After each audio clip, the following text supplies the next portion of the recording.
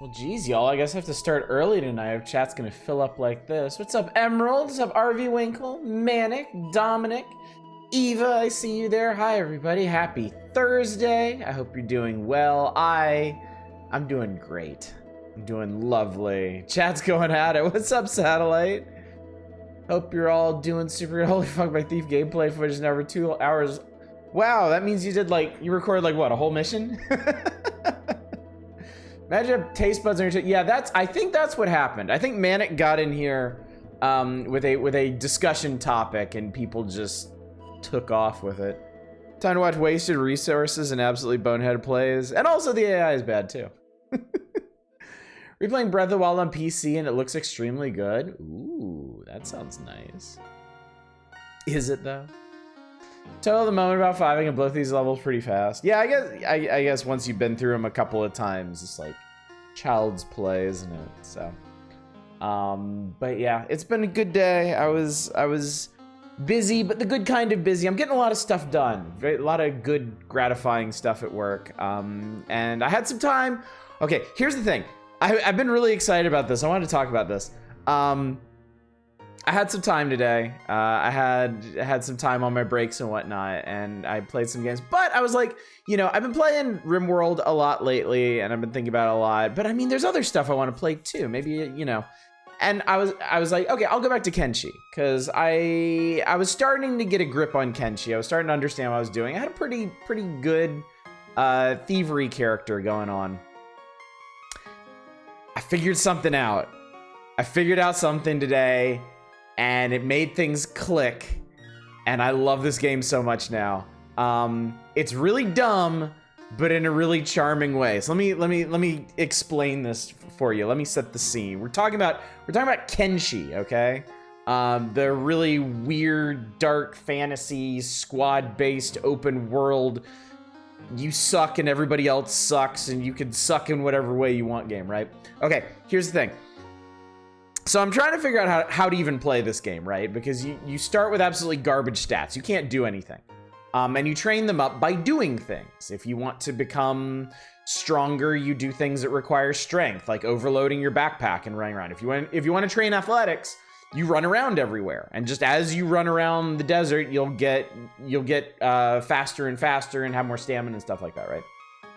So I made a character that is a thief. I wanted to make a thief because there's a whole set of thievery skills.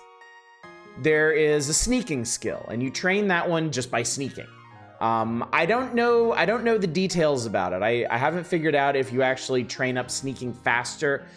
You have to be around somebody. You have to be in the vicinity of people. You can't just wander around in the desert and sneak and expect to get better at it. But that one is really easy to skill up, because even if you fail at sneaking, you still skill up, I think, at the same rate even. What's up, Fury Fighter? How you doing? It's my favorite streamer. Oh, go play it Alt F4. Yeah, I'll talk about that too. But yeah, so you run around in town sneaking, and even if you fail to sneak, people are just like, well, what the hell is wrong with you, right? But your skill goes up. Lockpicking, you gain skill by lockpicking. That's fine. The harder the lock you pick, the faster you skill up and all that. There's an assassination skill, which is really just going up behind people and clocking them over the back of the head to stealth KO them. And you skill that one up just by attempting it. You get a lot of skill points for attempting that.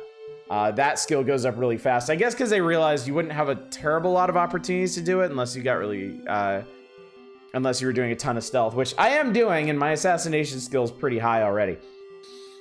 There's one more skill, and this one was throwing me off. This one was screwing everything up for me.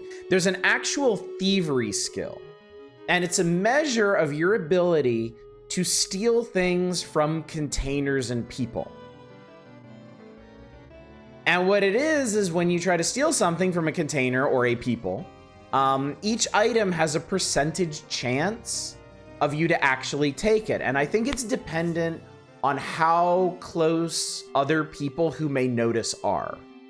And basically, if you fail, you don't get the item, and it sends out an alert to everybody. Guards will come and check it out. The people you're stealing from will come check it out. It'll wake up sleeping people, all that stuff. And I couldn't figure out how to train this. Because I would go into places and I'd want to steal something. I'd lockpick their chests or their safe or whatever. And I'd open it up and I'd have like a 30% chance to actually lift something out of there. And I was like, this is ridiculous. Because if you fail once, everybody's going to be on your ass and run you out of town. Well, you don't only steal things from... Uh-oh. All right, I'll check that in a minute, Emerald. You don't only steal things from containers. If you hold down Alt, which is part of the other story I'm going to tell you, it shows you items just laying around the world, sitting on tables, laying on the floor, whatever, right? And just like stuff in people's containers, if you go into somebody's house and you hold down Alt, the stuff that's just laying around you would steal. It's highlighted in red instead of the normal brown or whatever. There is no skill check for picking those up, but picking those up builds your thievery skill. So I finally figured it out. I finally figured out how you level the thievery skill. You go into somebody's house and you steal everything that's not in a container. But it gets dumber than this. Because Kenshi keeps track of the status, the legal status of every item. So if you go into somebody's house and you steal it, and you steal like a loaf of bread from them, it'll say in your inventory, this is a stolen item, stolen from so-and-so, or whatever. I think if you leave the region, it'll forget who you stole it from, but it'll still be marked as stolen or something. I don't know. I haven't traveled that far and wide because I've mainly been just knocking over the same test. Anyway, so when you steal an item, it goes into your inventory as stolen. When you put it back down, it maintains ownership to the person that you stole it from. You might see where I'm going with this. So if you go into somebody's house and you pick up their loaf of bread off the table, you steal their loaf of bread, no skill check involved, and you gain thievery skill. And then you put it back on the table. And then you steal it again. And you get more thievery skill. And you put it back down, and you pick it up again. Look, long story short, I'm a master thief now. I can clean out treasure chests like nobody's business. And it only took me a couple hours of hanging out in somebody's house, picking up their flatware and putting it back down. I love Kenshi. I love it so much. This actually made me love this game even more. It's weird. Like, I don't like grinding. In fact, I'll probably do some complaining about grinding tonight when we play Final Fantasy Mystic Quest. But at the same time, I do like numbers getting bigger. And if there's like a really easy way or a really dumb way to grind stuff, I'm kind of more okay with that than like going out and wandering around and waiting for a random encounter and then doing the random encounter and healing up or whatever and then going back and no. That's dumb. That's boring. I hate that. But breaking into somebody's house and basically doing bicep curls with a plate all night to build my thievery skill somehow. Oh, I love that shit. I love it so much. This way it feels like you're getting away with something. Exactly. I feel like I'm putting one over on somebody, and it might just be myself, but you know what? It's still fun. Did you get your movie deck? No, I think it's coming tomorrow. The mail has been really slow on that one. It was supposed to be here today, but yeah, it's still at the distribution center, so I'm hoping tomorrow, but soon. It's just as well. The kids had a bunch of homework and stuff they needed to do tonight. So yeah, I love Kenshi. I get Kenshi. And like, I'm starting to think of other things that I want to do now because I'm gonna be exploring the world, but while I've been exploring, I found some really cool stuff. Some like old ruins from I guess the pre-apocalypse. And there's a whole lot of like research materials and stuff there. And I'm kind of thinking that I may at some point make the jump from thief to treasure hunter and go check out all the ruins and stuff, and maybe learn how to like build and craft stuff so that I can branch further out into other things. I might build myself a little base or something. But yeah, I'm 100% sold on Kenshi right now. I was enjoying it before, but now that I see the total package for being a thief, at least for being a stealthy, sneaky character, oh, I love it. Oh, I'm all in on this. You get more HP by getting shit kicked out of you in Kenshi. It's great. Yeah, I watched Ambiguous Amphibian do a playthrough where he tried to create One Punch Man in Kenshi. He tried to train somebody up so strong that they would just defeat everybody with one punch. And yeah, watching him train his strength and his martial arts skill was the funniest thing in the world, because it was basically weeks and months of him running out into the desert, finding giant packs of bandits, getting the just absolute shit kicked out of him, healing, and then going back and doing it again. Link that shit? Okay. All right, let me find that real quick. This is so funny.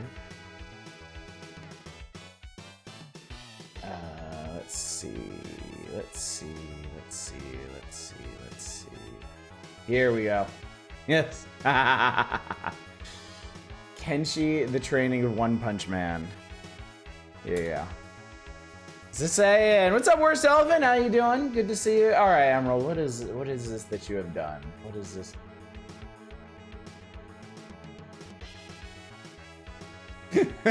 Okay.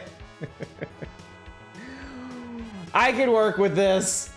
I can work with this.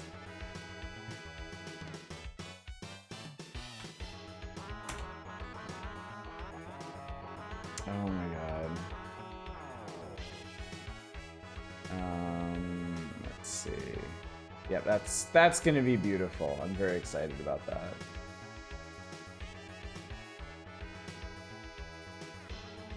Shows, please tell me it looks like shit. Oh, I mean, I gotta set this up right here on stream. So, give me a moment, please. Yeah, here we go. Give me that.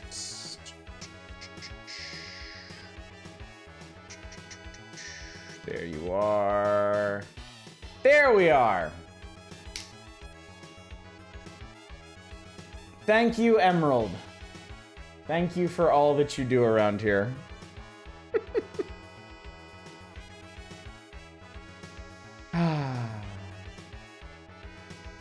I hope it was worth it. Praise Brian. Somebody's on a Quest 64 kick. And it ain't me. Oh my god, it's not me. So yeah, I'm kind of on a post-game high right now because I'm really happy with what I was doing in Kenshi, and I'm really excited about the future potential and such. If you're excited, the new set for Digimon released, the pre-order prices went way down, so my deck shouldn't be more than 4. Oh, that's nice. That's really cool. That's really cool. I'm curious what's gonna happen with like One Piece card prices. I still don't know if they're actually gonna reprint the existing sets, or if they're just gonna keep on rolling for it. If they keep on rolling and this game stays popular, those cards are gonna stay really, really expensive. Saw someone doing a Quest 64 rando the other day, and it seemed very silly. So, okay. The real takeaway from that, Toast, is that somebody spent the time, somebody spent a portion of their short time on this earth hacking together a Quest 64 randomizer. Just played a fair bit of What Remains of Edith Finch. It is so very weird. Maybe magic, maybe not. I want to play through that sometime. I'm not going to do it on stream, but I do want to play through that game sometime. I really liked, I don't know how similar it is. It looks superficially similar to The Vanishing of Ethan Carter. And I really like Vanishing of Ethan Carter, so. Green-red deck based on using tamer cards and getting value from them, drawing high attack points, getting more resources, making Digivolve cost free. Ooh, neat. What's there to randomize? You can randomize the vowels and enemy names. Not really similar, very good. Oh, it's more like Gone Home. Okay. Okay. I follow them. Spell effects and animations were randomized. That could be pretty messed up. That could be really messed up, in fact. It's neat to see what kinds of things can be randomized. Like when I was working through Zelda 1 randomizers, it was neat to see like different enemies show up in different parts of the world map. Of course, all the items and everything are mixed up, so the progression gets all weird. But once you start moving on past that, they figured out how to do like random dungeon maps. Like the dungeons are completely different. They're entirely new dungeons with totally different layouts and room connections and enemies and everything. And that's when the game gets really confusing, because then at that point, you've more or less made a new Zelda game. But yeah. That was also really, really, really exceptionally difficult. I don't think I was good enough at Zelda 1 Randomizer for that, so. Yeah, I will not be streaming What Remains of Edith Finch. I have a short list of games I'm not going to stream, because people have specifically asked me not to, or I realize it would not go over well with the kind of audience that we have here, so.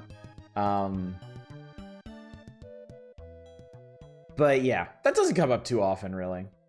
Bubsy 3D better not be on that list. How could I put a Bubsy game on that list? How could I possibly avoid playing a legitimate Bubsy game? Two Worlds is still your favorite speedrun? Getting the oh yeah, the thing about the final, like kiting the final boss into the peasants is really funny. I do love that. I will always be very partial to the Morrowind speedrun. I love that some like dumb kitschy joke item is the key to beating that game in like 14 minutes or something. D2 needs to be seen. D2 seems cool as fuck, honestly. Yeah. A sequel to D in name only. Technically the third D game. All right, now y'all are making me a little nervous. I don't know how I feel about this, so. Actually, chat, why don't we go ahead and get to the game? Because we can keep talking. We don't need to. In fact, I encourage you not to cease your discussion topics. You don't need to comment on Final Fantasy Mystic Quest if you don't want to. I feel like I need to start playing the game. But I think we could start with like some. Oh, I need to turn you off. There we go. Because there's going to be some battleground grinding and stuff, so. It uses the same digital actress, Lara. Are you talking about our dear Lara? Ignore your dickle. Why not? Everybody else does. Oh, that's right. We're at Falls Basin. I don't want to be here.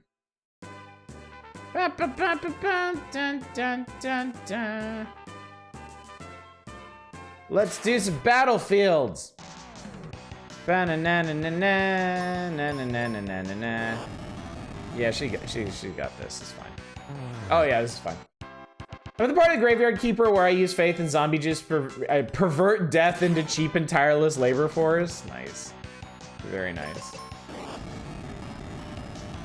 Enemy 0 is the one with totally invisible enemies. You need to use sound to find. That doesn't sound like fun at all. So 10k Dragon Coins at a fucking Quest 64 meme, and I'm so proud of myself. You should be, Emerald. You should be. You had a goal. You set out with a goal in mind, and you fulfilled it. And that's really the most that anybody can hope for. By the way,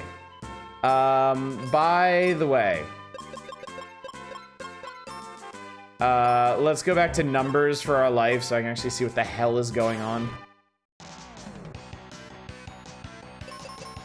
Slamming RP. Did Enemy 0 have very wonky speech recognition? Okay, remind me what Enemy 0 even is. Like, what system was that on? How old was that game? Because I don't actually remember, I don't recognize the name. I remember the enemies in RE4 where you need the scope to see where to shoot. Oh, the regenerators. Those are really cool, though. That was real. Like that was a really neat gimmick. And I mean, also the way RE4 like telegraphs everything. It wasn't like super hard to figure out or anything. But yeah, that was wild. These things are really creepy too. What's up, PM Collector Boy? Good to see you. Finally got my Elden Ring character in the process of being built.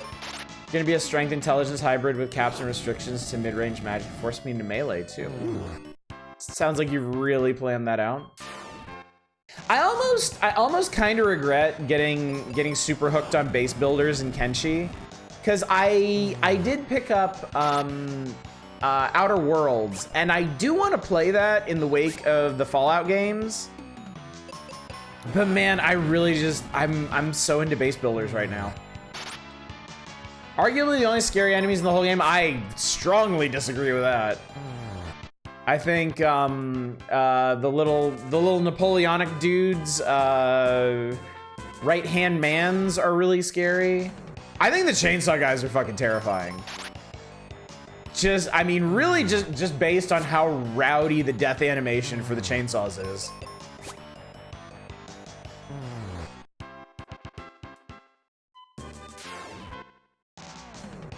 Sea Monster, yeah, Sea Monster's pretty creepy too. That's just a very anxiety-inducing attack. RE4, the Chainsaw Sisters fuck me up every time. Chainsaws are scary in modern RE games.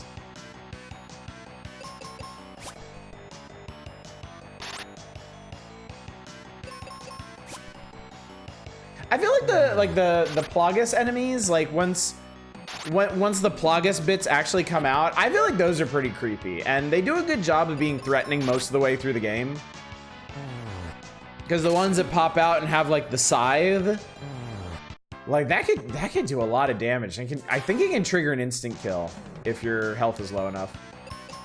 Regenerators make those freaky breathing noises and it gives you chills. Regenerators also do like the really twitchy movement thing that sets off a lot of people, myself included.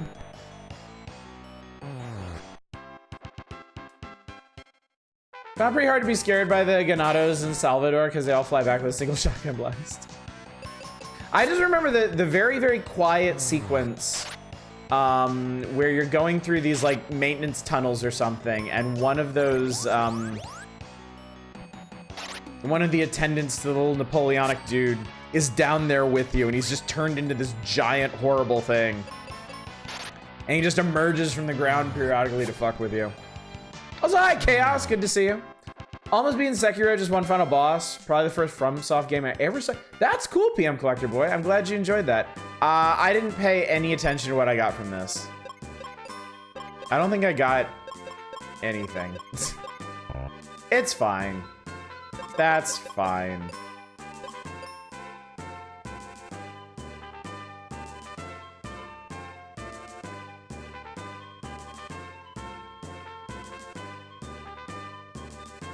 That's weird.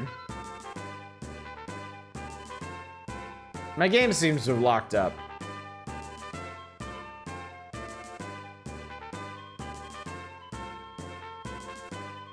What's up, Demon Lord? How you doing?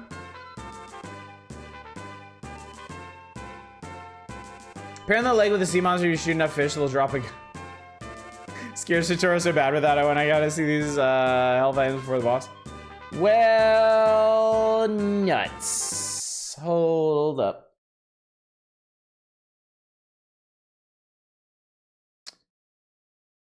Hold up.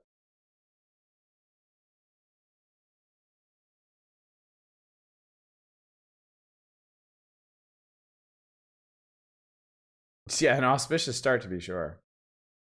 Game says no to meaningless grinding.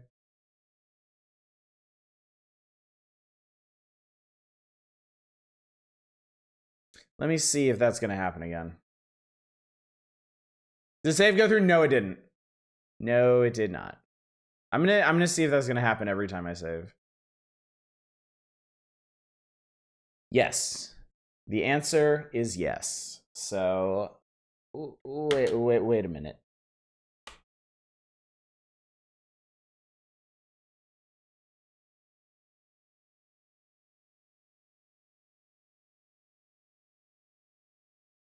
That's a weird bug. It's probably emulation related. It's probably the Super NT not getting along with the cartridge.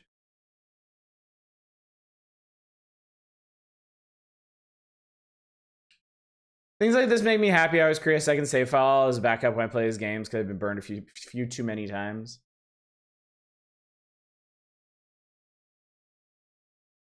Funny that it only started now, though. Yeah, it is. Could be a problem with the battery as well.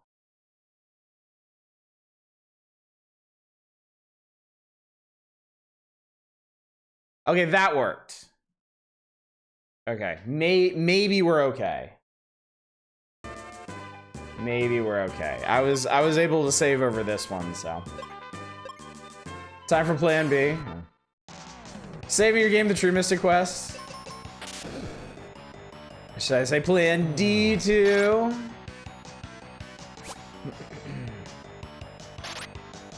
Earlier, a friend and I were hanging out in voice chat and he decided to stream the intro to Signalis, and fucking hell, I'm 1,000 times more impatient than I already was. Even though I gotta wait 6 more days for your copy to arrive. Intro is really, really cool. Alright, I want to change my, I want to change to figures. Fart. Okay.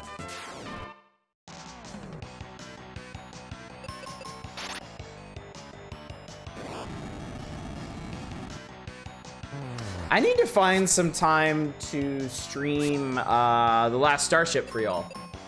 Because I want to play that. I want to see what it's like, but I also feel like it's going to be a lot more fun if I stream it. As I was with Signalis, the cinematography of the intro is really good. Gonna go into a blind outside the intro, I do not know shit about it. That's always fun. It's always fun to go into games like that.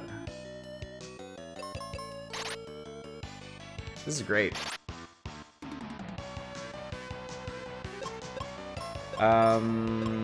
Sir.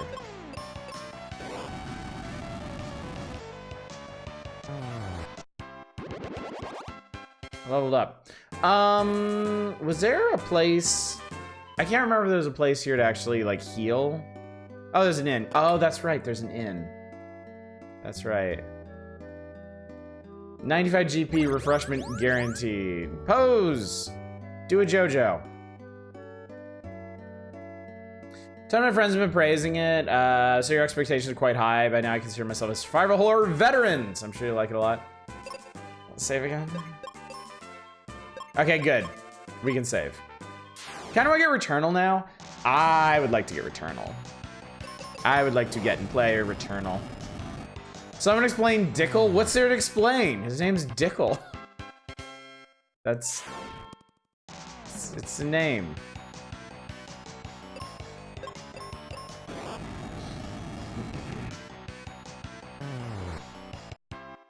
I've had a lot of people recommend Returnal to me, saying I would like it. And I believe them. I definitely believe them. Hope you're another open alpha beta for Dark and Darker. I want a piece of that pie now. Oh, you really liked it? Yep, definitely not my thing. I was shocked. Like, I was honestly shocked at how much of a battle royale Dark and Darker was. Like, all the way down to, like, the shrinking circle. I was not expecting that. It really feels like an indie passion project. Like, these guys had this concept for like a dungeon crawling battle royale, and damn everything they're gonna make it happen, and they did, and good on them. Good on them for making their dreams not be beams. Totally not for me though. Totally 100% not for me. Don't know anything about it. I'm recommending it blindly because other people apparently don't. Remember when it seemed like everyone their dog was streaming Inscription? It was the flavor of the month on Twitch for a while.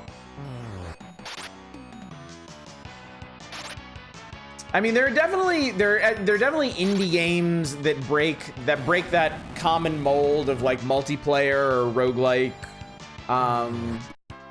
Like, I mean, Stray. Stray was huge on... Wow, I only got 99 experience for cleaning that place out. Stray was huge on Twitch for a while after it came out. Oh my god, it's Deep Ones. Actually, no, they're Desert Head... Wait, what? I'm in water country. I'm in a frozen wasteland and I'm fighting desert hags.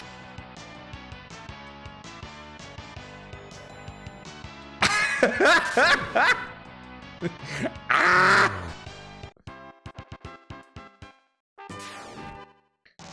Snow Desert. Stray is interesting because I heard so much about it on release and I haven't heard anything about it since release until like just a second ago. Well, I mean, Stray is like what, a 5-6 hour game? And it's apparently very good, but I mean, no real replay value to it. So you play it and that's it. And so, you know, something like Inscription has a longer tail because there's all kinds of like mystery surrounding it. And then outside of that, Daniel Mullins did a free update for it that added like a proper roguelike mode to the card game. So if that's what you were there for, if you just wanted a neat new like roguelike deck builder thingy do, that free update gave you exactly what you wanted. So, but Stray didn't get any of that. Stray was just a really cute, charming game that everybody really liked for a bit, and then that was that. Dickel hits it with fire. Ah! Ah! You're watching through Paradise Killer again? Man, I loved Paradise Killer. It's a shame that I was pretty much the only one. I think that's maybe... I feel like, I might be wrong on this, but I feel like of all the games I've ever streamed, that is the one where there was the biggest discrepancy between how I felt about the game and how chat felt about the game. People were really not down for that game. And I was loving every second of it.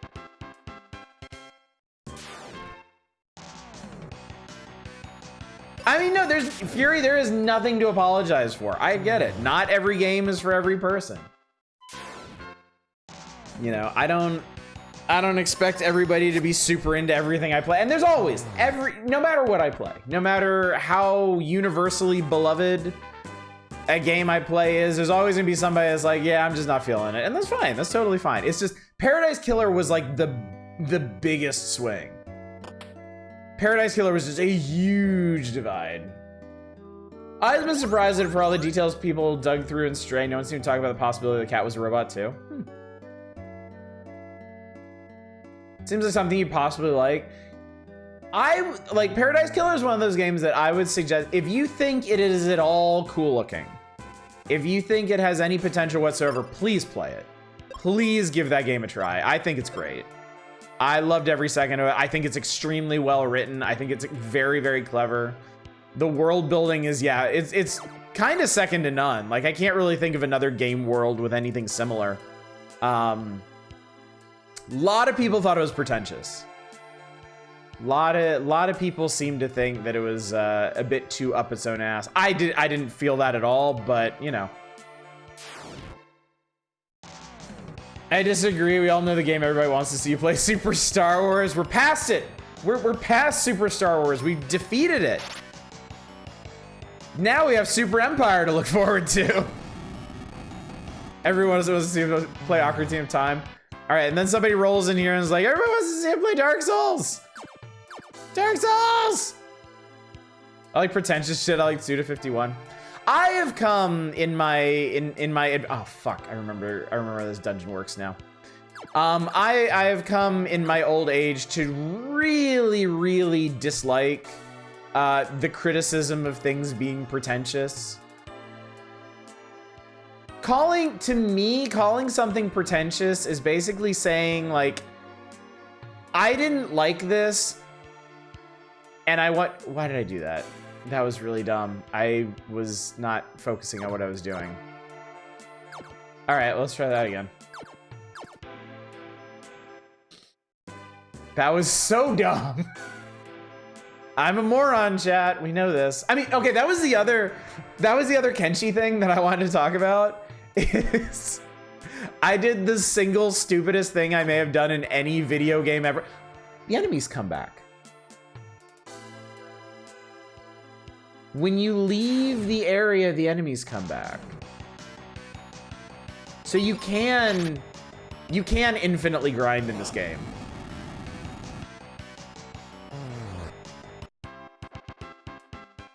Huh. Anyway. Infinite grind, 4 years of Mystic Quest. Now, the Kenshi thing, I did maybe the dumbest thing I've ever done in a video game ever. And you know me, you know that is a serious bar to clear. The short version. Kenshi has time controls because sometimes you get out in the desert and it's a long hike to the next area, so they let you speed up time. The time controls are on the function keys, F1 through F4.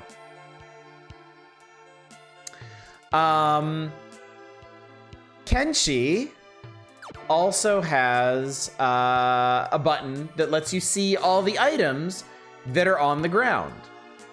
And that button is Alt.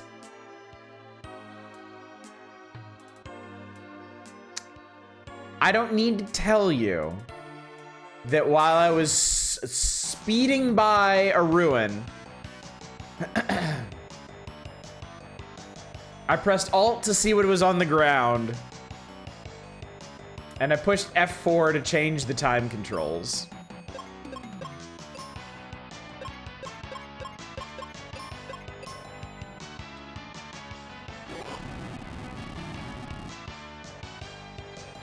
Oh, Newhouser, you weren't around for me finishing Super Star Wars? Oh, crap. Also, I just did over 1,000 damage. Hot damn. What's up, Zen? What's Oddish going on about? I've been playing, I was playing, oh, fuck. Wow, he just face planted, Jesus. Bugga, bugga, bugga, bugga, bugga, bugga. Desert Hag attacks with water gun and turned me into a fucking snowman. Kenshi's devs are playing the long con on the Alt F4 game. Yeah, in Kenshi, one of the time controls is F4, and the button to see what items are on the ground is Alt. And I don't need to tell you, I mashed them together like a genius today while I was playing. You got a flat, I'm driving home. Oh, 2-hit, damn. I am sorry to hear that, dude. I hope that works out.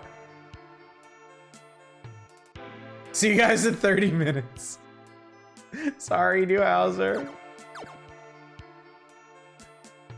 It came right round, baby. Right round.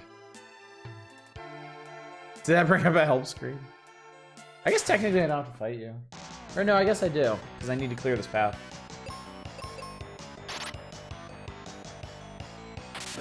Crack-a-boom! Lamia is really weak against thunder. Shockingly so. Alright, pushings.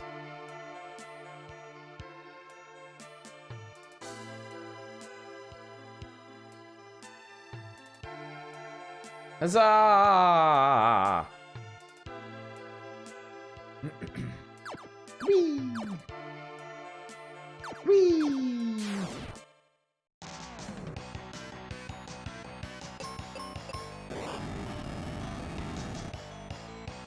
Yeah, the other thing is watching all these like building sim and colony sim videos on YouTube is making me want to play like so many other games too. Hey, explosives! I love those. Like a record, yep. Right round. Right round, baby. Right round. Phoebe, use thunder. Okay, that's, well, okay. You obeyed the letter of the law, if not the spirit. And now you're asleep, so whatever. I got wraparounded. Schwap.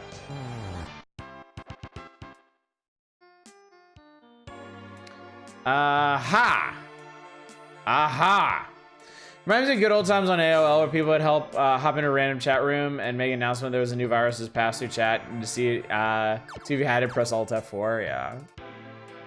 Back in the days when people just didn't know about keyboard shortcuts. The good old days. Why do you think Thief 3 has the greatest story ever, Oddish? Oh yeah, that. Man, Thief 3 took a fucking turn last night. Turned like milk.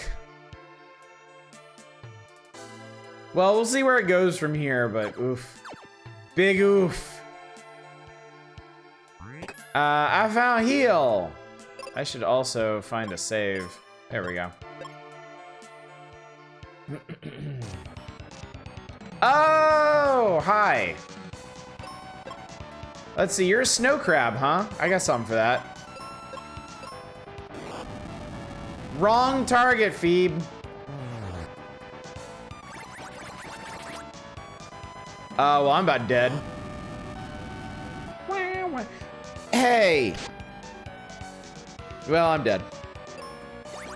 Keep at it, Phoebe. Is that stupid? It is stupid. It's not problematic. There's nothing sketchy about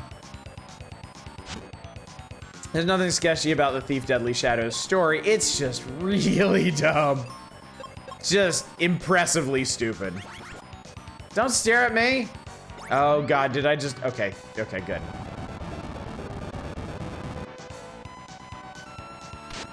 Ah! I can't get over these desert hags. They're really funny. Oh, she cooked it. Okay, great.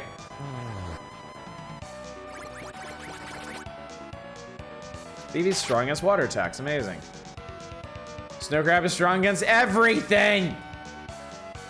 Pick up a console you may like called a Retroid Pocket. It's a Game Boy Advance that runs Android, so you can emulate anything up to PlayStation. That sounds cool. That sounds really cool, Andy. If I might look into that. I'm sure Phoebe can take care of herself. I can't believe fire doesn't work on a goddamn snow crab. Like, even real world snow crabs are weak against fire. Whatever. Smack it. Bow it. Okay, bow of grace is actually pretty nice. Giant blade. They're weak against butter. I need my saute. Oh, okay. Lightning, not fire. We need lightning. Oh, he's foaming. He's foaming at the mouth.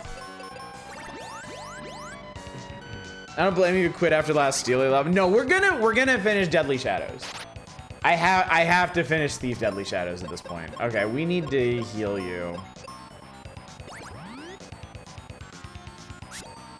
I'm committed, and I'm still enjoying the game itself. Plenty. Critical, nice. Yeah, I'm really into the gameplay of Thief Deadly Shadows. In some ways it's falling apart. That's gross.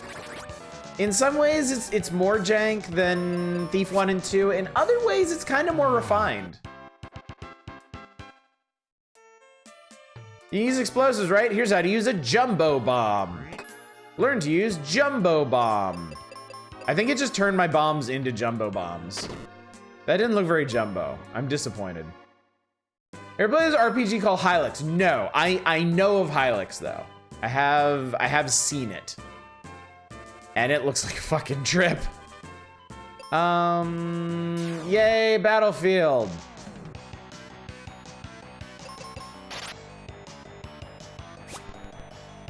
Hylics is definitely something I should try at some point. It's just so unique looking. Okay, I don't care that much about Battlefields. I might as well. How much money do I have? Does money matter in this game? I don't think money actually matters in this game. I don't think there are stores for things other than consumables.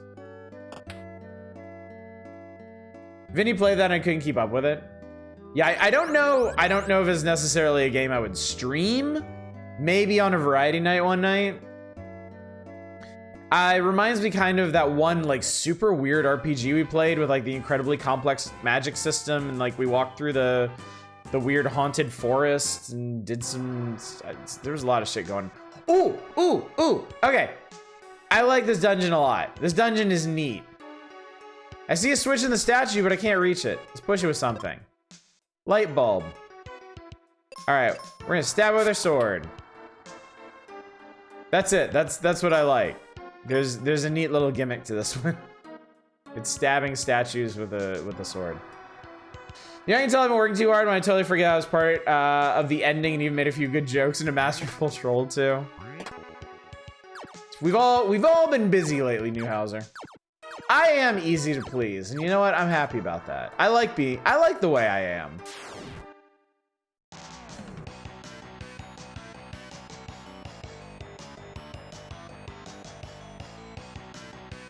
Did they seriously put invisible enemies in here? They did, didn't they?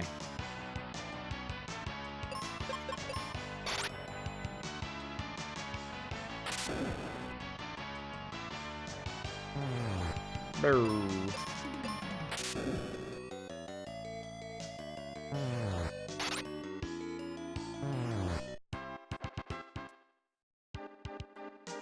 Time for mental health day or week.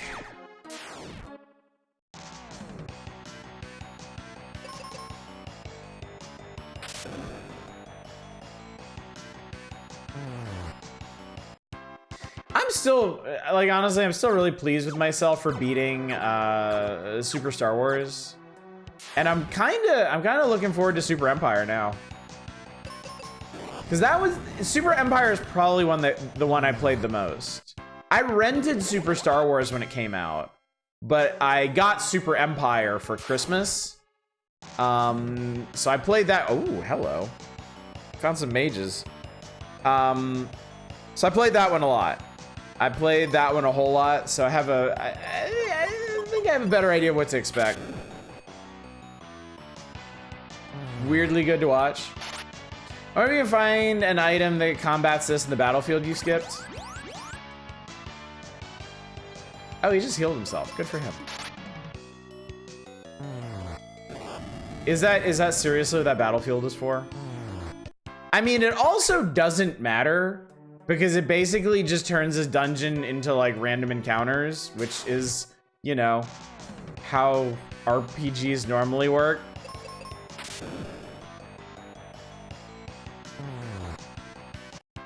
I got an idea. For maximum hilarity, let's do this entire dungeon, and then after we leave, let's do the battlefield. I think that'll be great. Wow, good job, Phoebe. Yep, perfect. Oh, good. Can we run? You can't run away.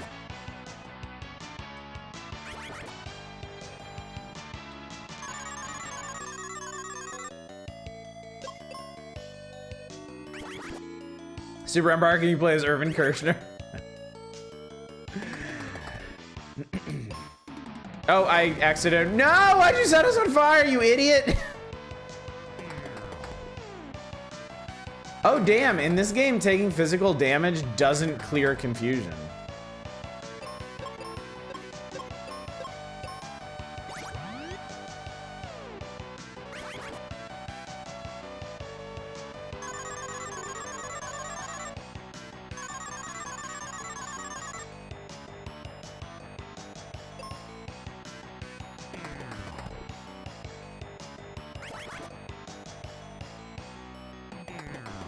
This is going great.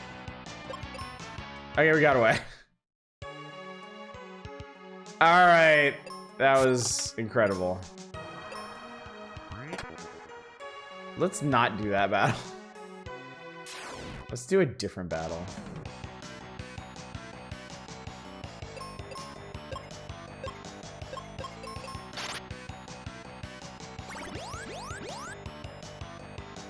I like this guy, looks like he's collapsed and he's like, no, please don't hurt me, but he's also fucking levitating while he's doing it. You sure you don't want to do a quick battlefield after that trash? Oh yes, I would love to follow that really shitty battle with another battle.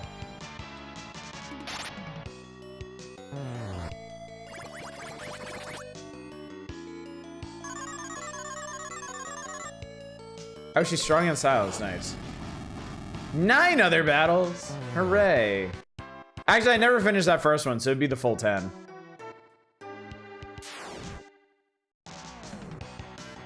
That was a really angry looking bird. Stony Roost! Please don't turn me to stone. I haven't been able to change our backup tapes in something like a week because they changed the combination for the safe that has the backup tapes. Oh, look, I got turned to stone.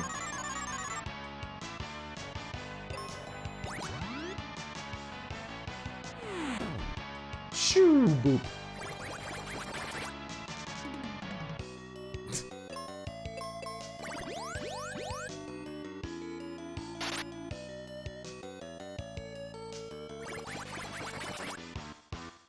Wow, okay.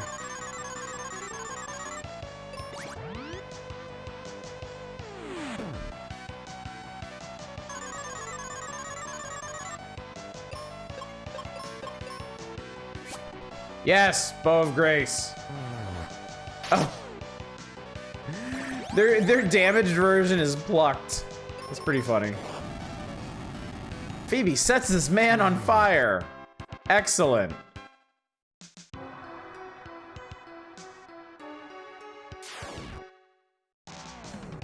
Hello. It's a Fanquid. A Fanquid? Thank you, I guess? Fanquid is weak against fire. I got a 777. Hell yeah. Go me. Here's the thing. Phantom Squid, dummy. Idiot. Simpleton. You rube. Remember this game had these damaged monster sprites, but now how funny some of them are. It's like a fucking cartoon. It's great.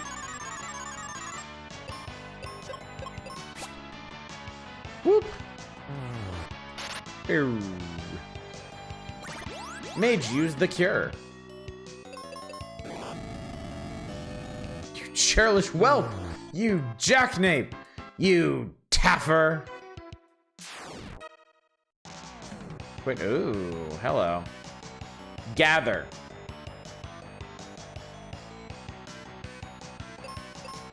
Gather what? Oh my god, it's horrible. I hate it. Oh, she's blind now.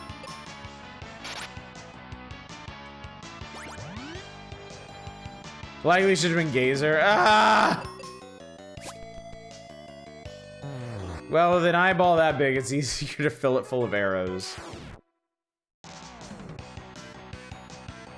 Freezer crap.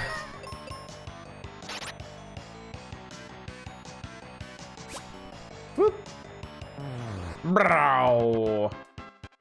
Apparently Germa has 12.6 thousand viewers and Crit Roll has 19.3. Cool.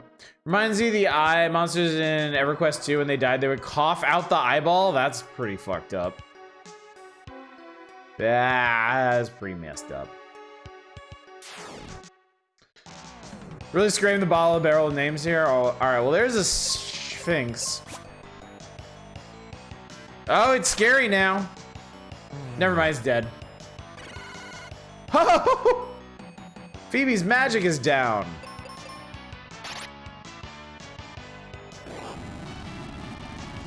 Phoebe doesn't care, you're still dead. You're still a roast squid. Thanks for all the arrows.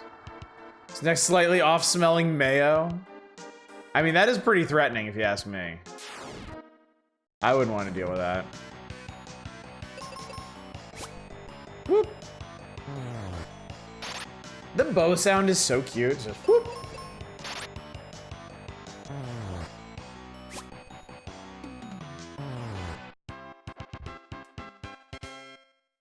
I guess I could be using my bombs. Let's try my bombs. Oh shit, it's this battle. Oh shit. Don't want. Alright, I guess let's go back downstairs. This led to treasure, but not much else. The markings on the temple walls are vaguely Egyptian. And it is a pyramid, so I gotta, you know, I gotta wonder. Blow him up! Okay, blow that one up. Jumbo bomb! That's a big bomb. That's a big chungus bomb.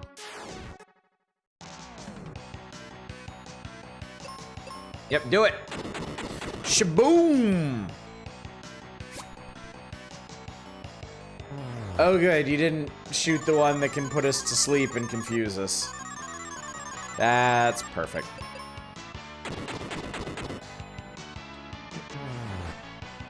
Sorry about that, Ash. That's pretty rude, my dumbass. I was just surprised. It wasn't rude.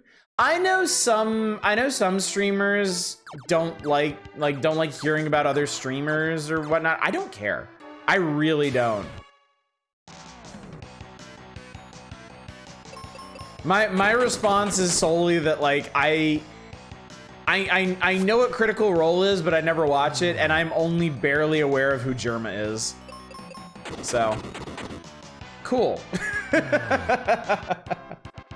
Good for them. Good for them. Numbers aren't real anyway. Numbers are the only real thing. I need numbers to feel alive. Just blew the shit out of Bird.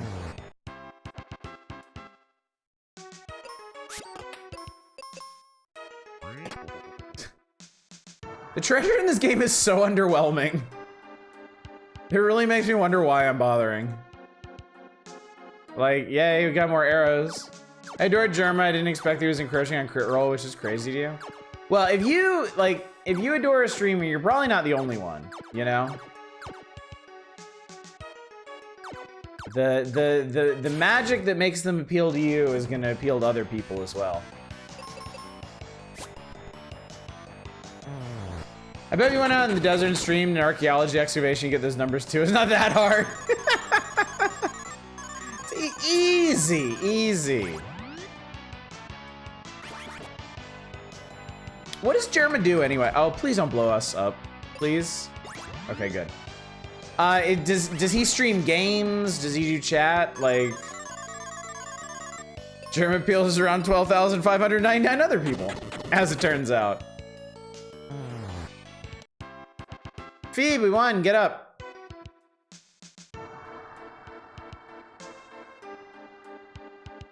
All right. I guess we're going this way. Games, he also does the weirdest performance shit from time to time. Okay. Okay.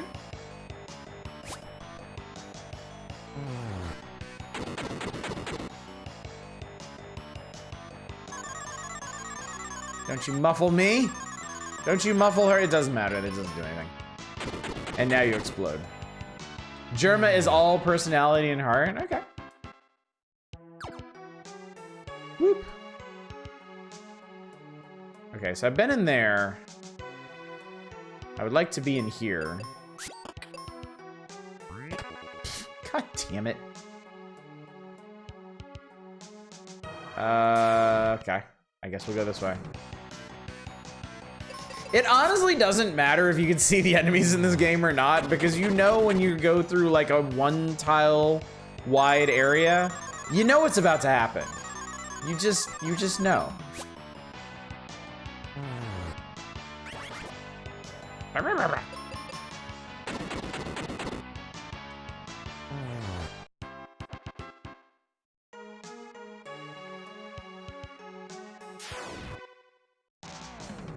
Very self-aware like another streamer I know, Gold, Carrot, and Fun Times or something.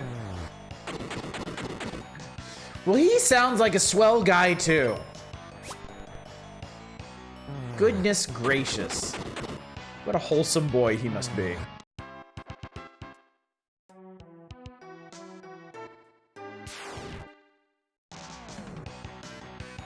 Fanquid. Makes me think of NyQuil for some reason.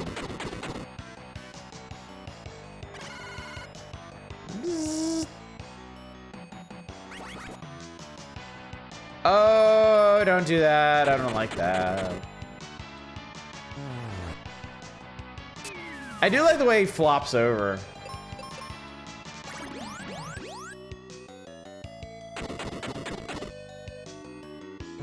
AU Gilded Pastimes, the vegan streamer. I'm sure they greatly appreciate that. Whoever they are. Who is this masked streamer? I can't get over the faces these guys make with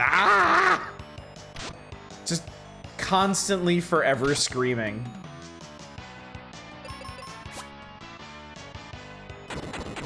It's okay if you miss. I have bombs. I don't think bombs miss. I think that's one of those quirky things where AoE attacks Just don't miss. The Innsmouth look. Innsmouth chic. Deep One couture. There's something about that guy. Something special. Can't put my tentacle on it.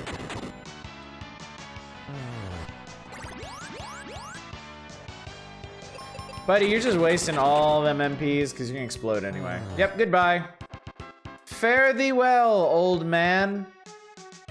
Okay, this is the most exciting hallway I've ever walked down in an RPG. This is just great. Hey, chat, I got a question for you.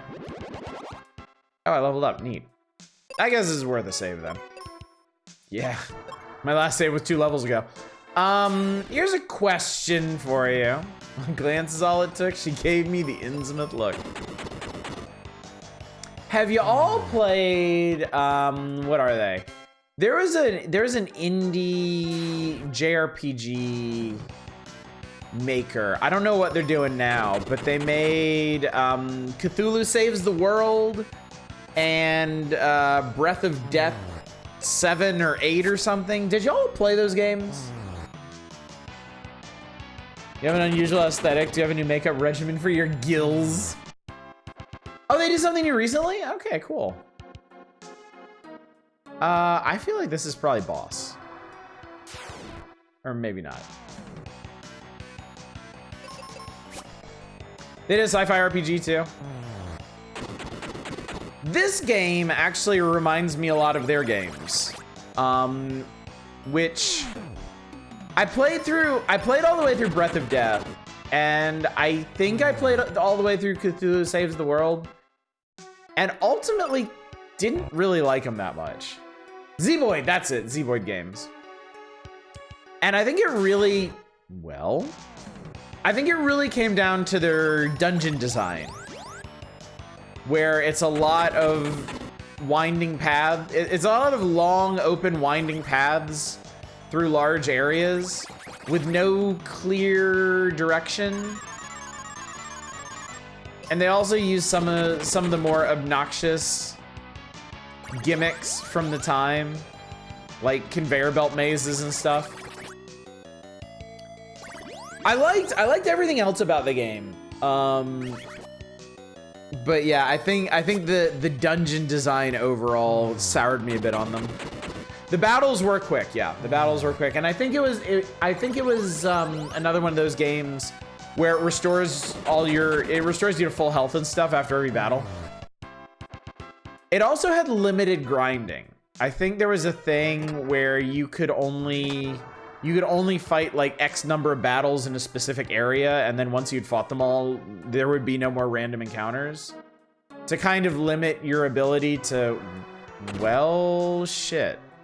Okay. To kind of limit your ability to grind too far over where you were in the game.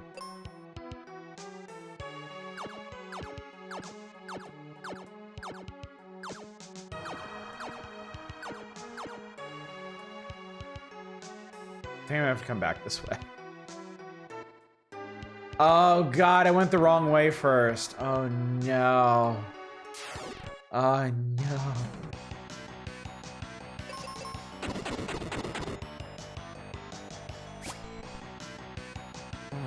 I should maybe experiment more with like classic style and RPG Maker RPGs.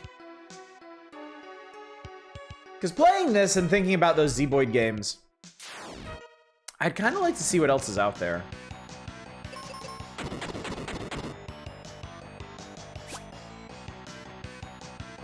There is a real charm to these games. You know, whatever else you may say about them, whatever criticisms I have about the dungeons and Zeboyd's RPGs, or like the repetitiveness of the battles or whatnot, there's a definite charm. Bullied Chitara into making herself an open-faced matzo sandwich instead of eating slices of cheese from the bag. Fury, if the woman wants to eat her cheese unadorned, Let the woman eat her cheese, all right? Who are we? Who are we to choose the method? Who are we to judge the method in which one ingests their cheese? Really now. Kind of want to experiment with RPG Maker, but I wonder how flexible it is. Depends. It depends. I feel like every iteration of RPG Maker is designed to make a very specific kind of RPG. Like, I have one of them. I couldn't tell you which one it is. I don't remember the name of it. And I experimented with it. And as long as you want to make a game within that specific paradigm, it'll work great. It'll do exactly what you need it to. It's once you get kind of outside that, like if you want to wildly change up the battle system or have like a lot more overworld mechanics or whatnot, you can definitely do that, but that's going to require like scripting. I'm just trying to fill her up without the side effect of too much cheese. Okay. All right. That's understandable, man. I think I mentioned this before, but there was a day in high school where I really just ate nothing but cheese. I was too lazy to go to the store to get more food, and I had in my room, I had some of those prepackaged packs of like cheese crackers. I had a big bag of cheese combos, and I had a block of cheddar cheese. None of this was planned. It was just we happened to have a bunch of cheesy snacks, and we had cleared through all the rest of our other snacks first. And you can probably imagine how terrible an idea it is to eat nothing but cheese for an entire day. I probably don't need to explain the finer points of that. Constipation played games. Yep. I've made some serious culinary mistakes in my life. That one's way up there. The other one when I was in college was getting a really heavy breakfast of like, it was like, I got like pancakes and biscuits and stuff, and just a big old tall glass of milk. And all that stuff just turned into a rock in my stomach. It's okay, I ate over half a tall jar of honey roasted peanuts once. I had a stomachache for like 6 hours. I mean, honestly though, that's hard not to do. Honey roasted peanuts are so damn good. They're so captivating. I want the treasure, damn it. I think I went the wrong way again. The other thing that I did when I was in college, and I think this may have been a very conscious decision. I may have chosen to do this, is I ate almost nothing but Wendy's for an entire week. And by the end of that week, I wanted to die. I was ready for the sweet release of death. Tried chili honey roasted peanuts recently, sweet and spicy as a mood. Ooh, that does sound nice. So my older daughter is into spicy foods. And she's kind of, she's gotten us to buy some stuff that I wouldn't have normally bought. And one thing she got us to buy, there's Doritos that come in a purple bag. And they're like sweet and spicy flavored. And oh my God, I really liked them. Like, I'm not even that big on spicy food, but man, I was all about these things. Between the two of us, we cleaned those out fast.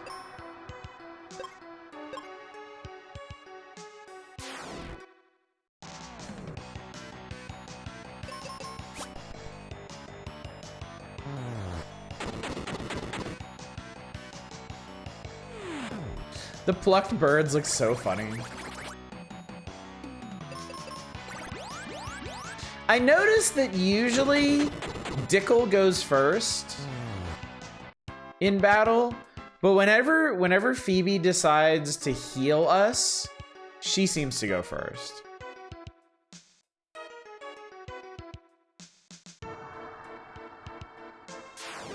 I think this game is kind of designed to ensure that as long as you have the AI on, they're just not gonna let you die. Today my snack is 5 chocolate chip and mini Reese's Cup cookies. Ooh, that sounds good. I like the sound of that.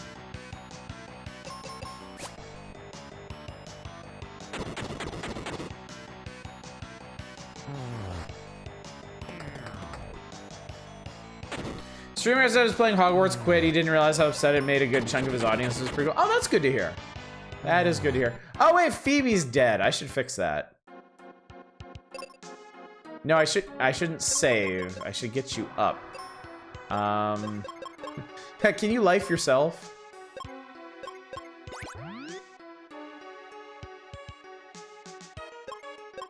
Or wait, did she go back to... I wasn't paying attention. Did she go back to 1 hit point?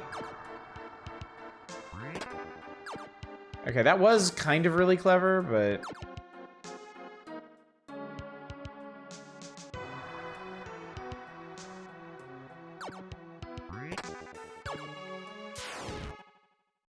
Whoops. She did, okay. Because I was like, did a dead person just revive themselves? Undead Phoebe.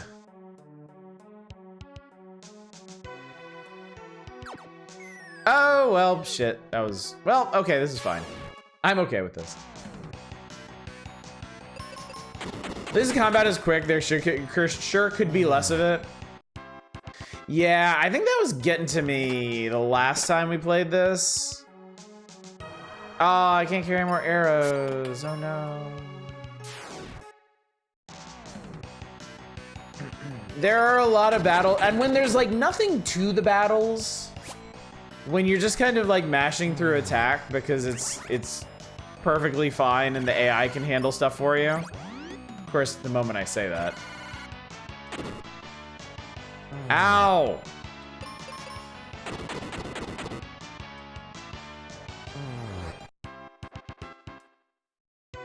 Yeah, there's definitely a lot of fighting for how simple the fighting is. Gather, yeah, the oh shit, we're still blind. Well, Phoebe will take care of it.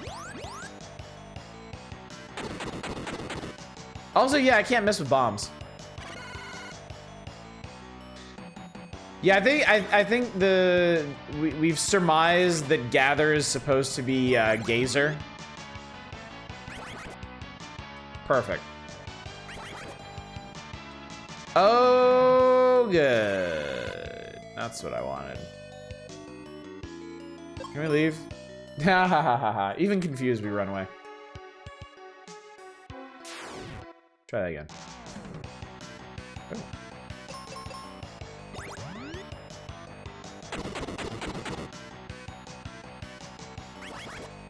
I think the other thing about this game too, there's not much plot for how much fighting there is.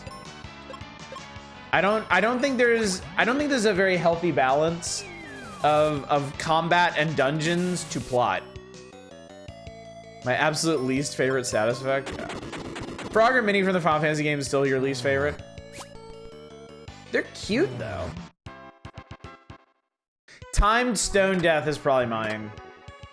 Because sometimes they're real... Ooh, nice. Sometimes they're really mean about how that works. Sometimes the timer on it, like, it keeps running through long animations. And that makes me... It just feels super unfair. Okay, well, there's... Ah! Oh, this is gonna be great.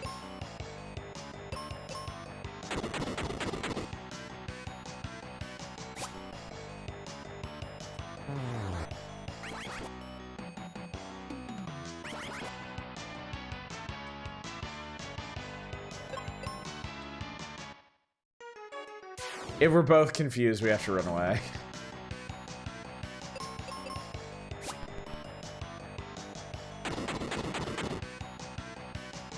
Least favorite is the one that's awful on you, but fucking nothing on the monsters. You're immune to it anyway. Yeah, dude, are they just gonna keep doing this every time?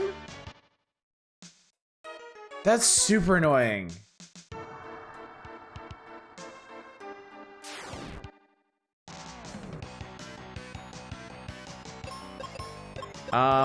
Is there something? Can I roast you instead? Oh, that was even worse. Great.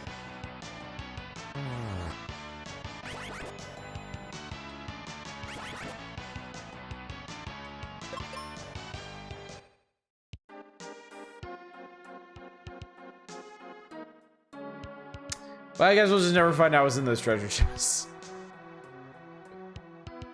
Whatever's in there is just consumables or something, because they actually make fancy treasure chests for the other people, for the other things. Okay, I can't get in there yet. Fuck. No! No! No! No. There we go. Wah!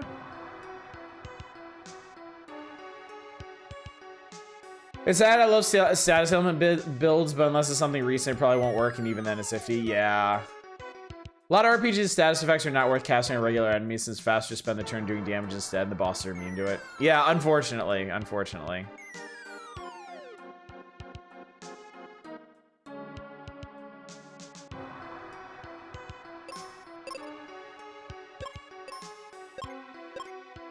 Plays the 300 bombs it took to get the checks. Oh, well, that was easy. Ooh. Oh god, I'm surrounded by monsters. It's the really shitty ones too. That's why Etrian is the best. Functional status elements useful even on end bosses. Yeah, that was... I remember that was always an irritation with Final Fantasy, is like, you would load up a new Final Fantasy game and be like, okay, does poison do anything? Oh my god, this place is like dense with enemies. Also, let me tell you, it's been absolutely great finding like 600 arrows and 0 bombs. I guess they were wanting me to use these more sparingly. So I call my bedroom dense with enemies. Wait, can I just walk around the outside? Oh, I can just walk around the outside. Knight sword! It's a little kniffy, but I guess we can give it a try. Okay, that's a boss looking thing. Hang on, let me save. Like, if I walk over to the other places, do I, like, fall off, or... Oh, I can't get over there. Okay, great. Oh,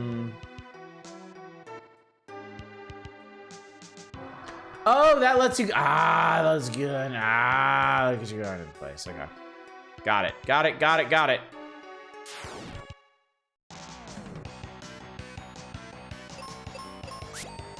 Swing! Swing! 3D for the 3DS. What's this? Swing. Oh no. Oh no. Oh no. No. No. No, thank you.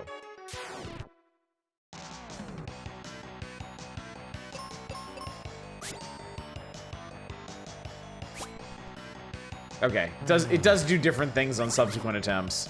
That's nice. Yeah, at least you can still run. That's nice.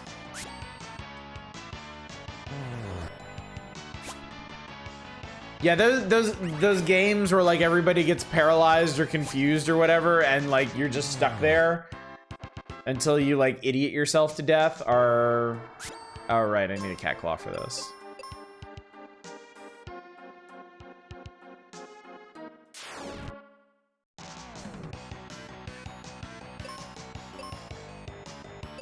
I feel like maybe this is the way out. Final Fantasy, your favorite magic with the gravity stuff? I mean, gravity also oftentimes suffered from the same syndrome where like, did I just earthquake myself? No, I didn't. Okay, amazing. Where like the enemies you would most want to use gravity on, it didn't work. But then sometimes it would, depending on the game.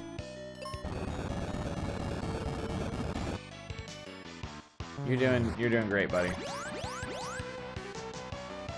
Just keep on keeping on. Ow!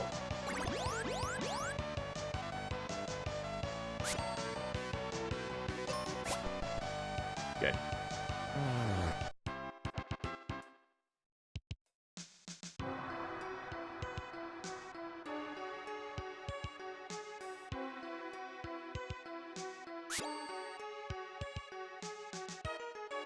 Oh. Well, that sucks.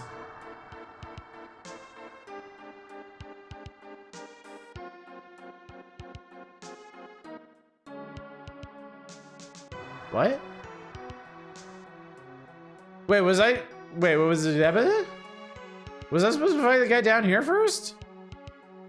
Ah?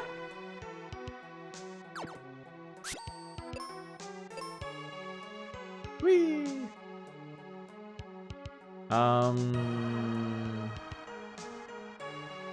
He has heaving pectorals, my god. Okay, that doesn't exist. Nor does that. Nor does that. Incredible. Remember, a lot of things in Final Fantasy VIII were affected by gravity, so I almost always had someone Diablos equipped. Final Fantasy VIII was at least good about that. About letting stuff actually work. I guess it kind of needed to, considering just how weird and fucked up its battle system was. Mwaha, I'm enjoying our little game. Oh, he's not real. Oh, he's not real. Okay.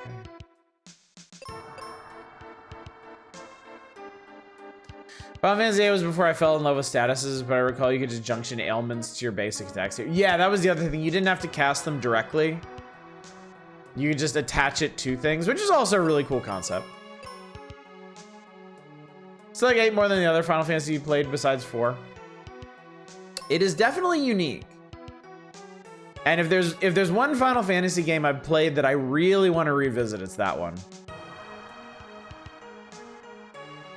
It's a video game audition, of course he's not real. It's real to me, chat. It's real to me.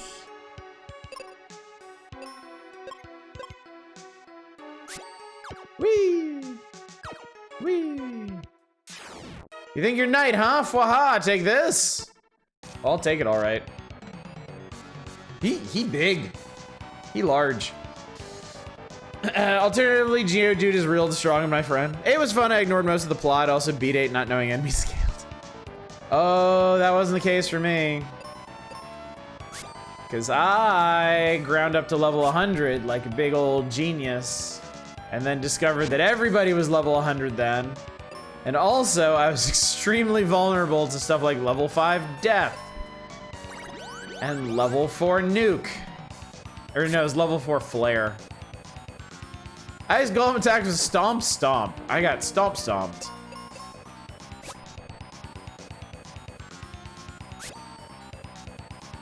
Oh, he melty. Melty boy. There are pecs. I thought he had big fat hamster cheese. Grounder level 100 is still end up being there. Oh, I did too. I did too. Hypno sleep. Oh no. Wait, I just woke up. Why did I just wake up? Punch! Sorry, Phoebe. Destroy acorns in your pecs for the winter. Night? Ha! Okay, sure. No, that's fine. That's totally fine. You can absolutely miss something this large. Did you do the hidden super boss? I tried. I tried, but at level 100, it was not great. It required. Oh, this is cool. This is cool. They keep his hand in place because he has an attack that's sourced from it. The thing where he creates the ice block and throws it at you. So I really like that they did this with his melty sprite.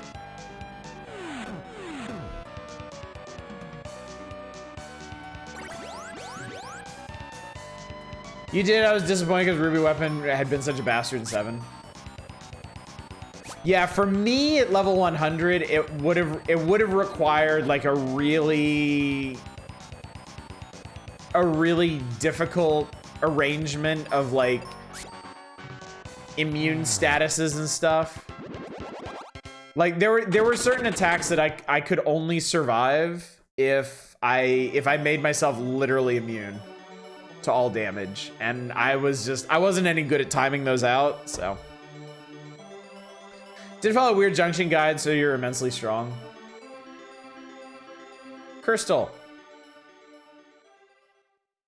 Some strategy guide that taught me how to grind quickly using Marlboros, which is not great advice in retrospect. No, definitely not. I discovered there's the hilarious cheese in Final Fantasy VIII is that you can limit break as much as you want, because limit break is just you have a chance for your turn to come up as a limit break if you're in yellow health, but if you switch, there's a button to switch command to another character, and every time you do that, it refreshes the chance that a limit break will come up. So as long as your entire party is riding in yellow health, you can limit break every single turn.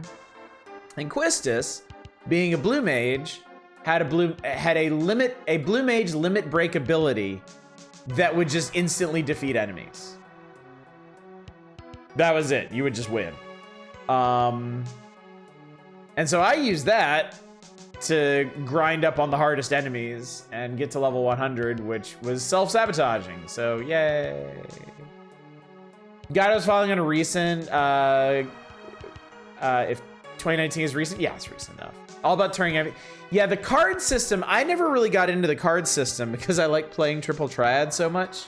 So I didn't want to turn my cards into resources, but apparently that's the way you really break the game, because that's where you get all the rare resources to make the items that are just super busted. If you know the wind fight spell, why would you cast anything else? Because it didn't work on bosses. There was one instant I win limit break that worked on bosses. I think, what the fuck was her name? Nunchuck Girl. What was her name?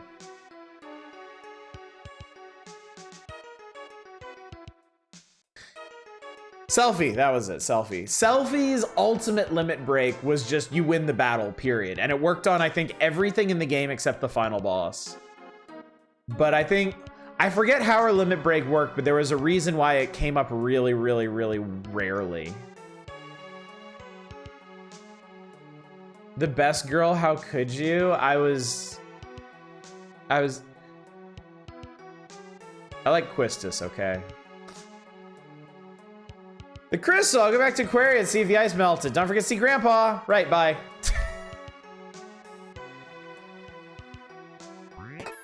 I got the river coin, hooray. I stabbed the crystal and nothing happens. Oh no, our party is empty again. Yeah, now we might die. Now death is certain. This is Zelf. I liked Zell too. I liked all the characters in Final Fantasy VIII except Squall and Rinoa. I didn't hate Selphie. I just didn't like her as much as the other characters. But yeah, it was a bit of a painful playthrough when I didn't really like the main characters I had. Twisted had such Dami Mommy vibes. Yeah. She did.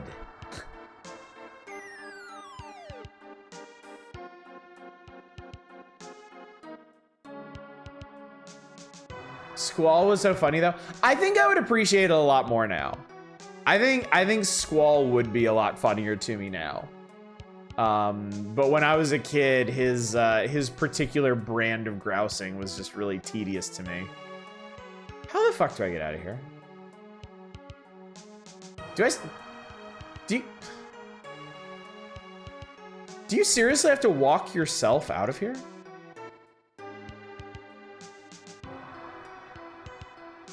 Is there like a...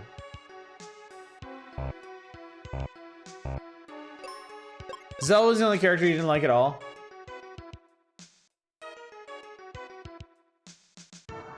She used the mirror and warp back to the dungeon entrance. Games. I actually don't remember this at all. I don't remember having to do this big walk back.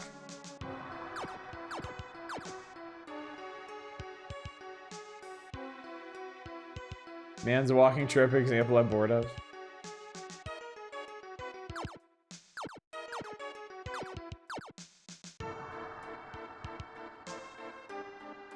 Alright, I think this is where I want to be. Most streamers I regularly watch just did a full playthrough of Final Fantasy VIII. Was explaining a lot of things that get common complaints about it. Such as a compressed development schedule and poor translations. I've heard it enough times. I understand that the game was apparently translated really poorly and Squall was not supposed to come off the way he did. But he did. And there's there's still an enemy here. Oh no, no, nope, no, nope. One of the party members in Persona 5 is a Zell clone.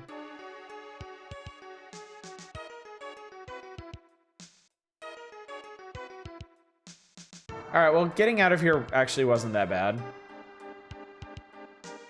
One of like that game was one of the few from that era I gave up on. Nope, not doing it. Hey, look, everything is green and verdant again, chat. Let's go back to Aquaria. Oh, it's Purdy. Let's talk to people. I got redesigned about halfway through the dev cycle, is why there's some goofy plot issues and inconsistencies in it. How about some explosives? How about some explosives? Sure. How about some cure potion? Nah, I'm good. Yeah, give me 0. Yeah, Final Fantasy VIII probably has one of the worst plots out of any of the Final Fantasies. It's a real mess. Spencer's a good friend of Captain Max. They're both kind of weird. That's just that. Maybe after saving the entire valley, we can get a discount on a comped hotel room. Yeah, don't hold your breath. Final Fantasy VIII I beat with a fucked up final disc, so flying into the Ragnarok would have invisible walls that weren't supposed to be there. Thanks to you, I'm well! Yay!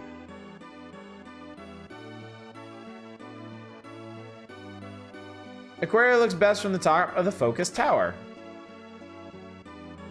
I hope you're happy with the steel helm. Yeah, oh yeah, it's great. It's super cool. Final Fantasy VIII was ahead of his time in that regard. It wasn't until 12 that massive development issues became a series staple.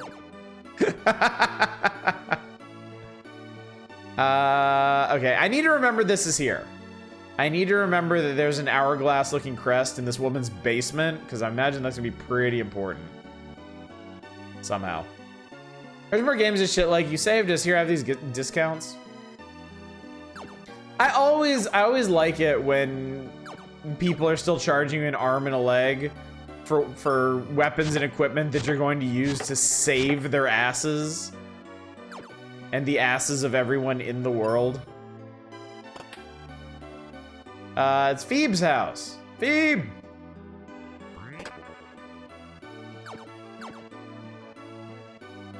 Thanks, have you met Grandpa? He's in the tunnel under this house. He's in the tunnel under this house. He's in the tunnel under this house. We have capitalism represented in games. Forensic Saga 2 shops in the Empire, gives you shit for free because you're the Emperor. Oh, right, I need to get in the water. Maybe even buy 9 bombs to get the 10th for free or something.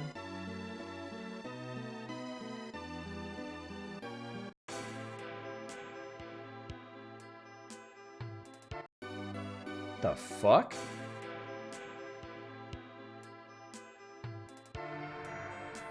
Spence, what the fuck are you doing down here? Fallout 3 is you have high karma people, and Megaton will sometimes give you free shit. Oh, that's cool. I mean, this is a super neat place to hang out, but also, what the hell? Don't you have an infinity pool in your basement? Don't you have Niagara fucking Falls under your house in a hole that I guess everybody knows about, nobody really cares? Okay, this is just getting excessive at this point.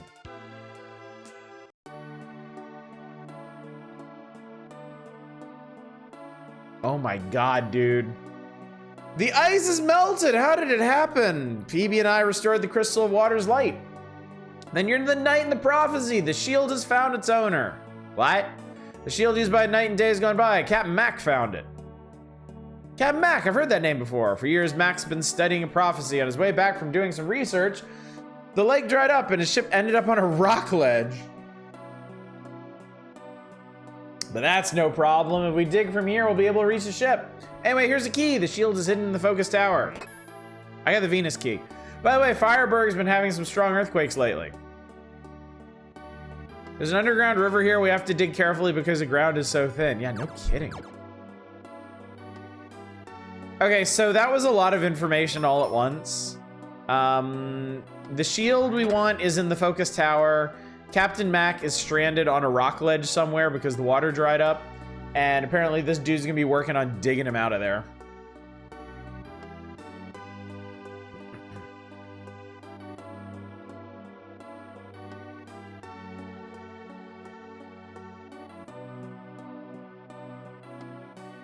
Looks like you can climb up here, but I'm not sure. Okay, you can get across here. Oh. Ooh. Ah, well, there's the boat. Yeah, we'll work on that, buddy. He might be there for a while.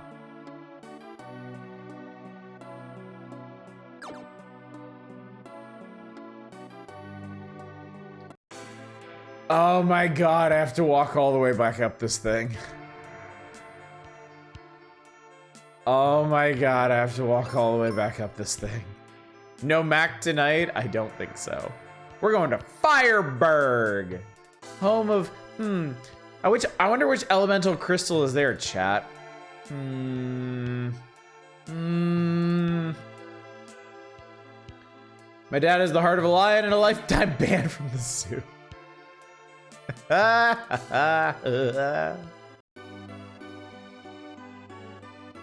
Anyway, it's fire, idiot.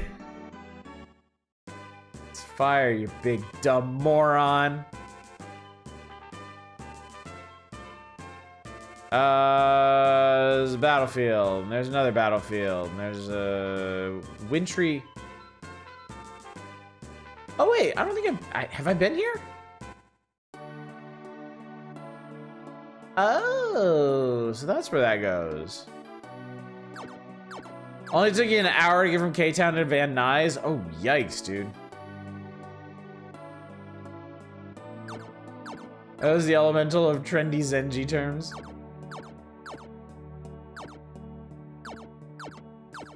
Yo, this burg is fire, y'all.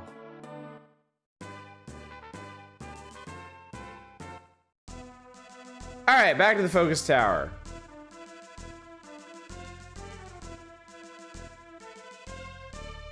Which is apparently both the heart of the world and also horribly corrupted, so... that could be a problem. Hey, I know you. Some awful news made Captain Mac race from his home. Huh? Anyway, seek Reuben in Fireburg. Say, what's the statue for? Laters. Shrug.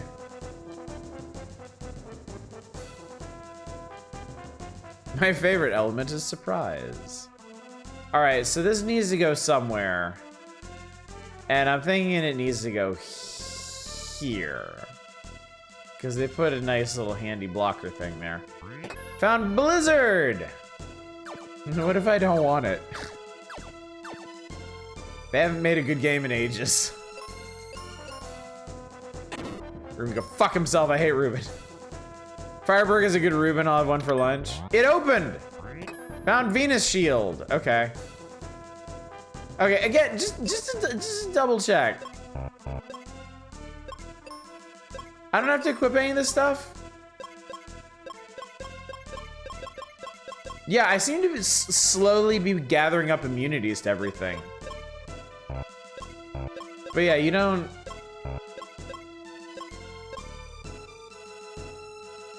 whatever.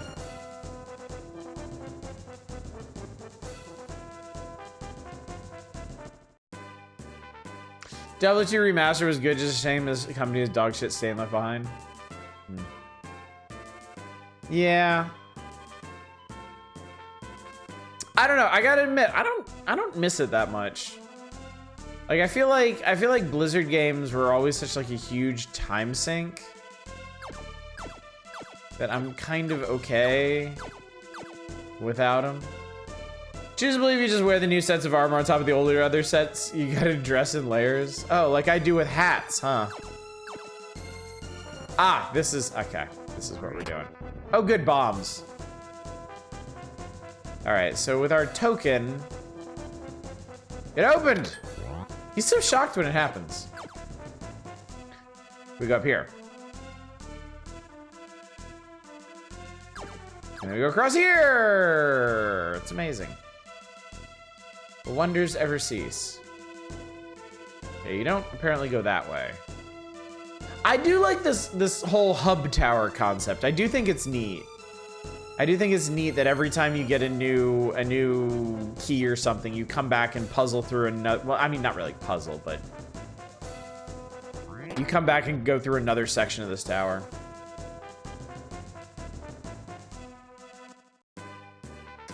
Welcome to Fire Hell.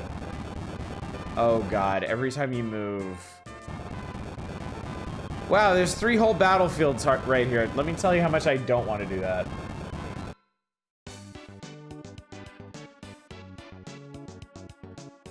Guy came in saying he could open any lock.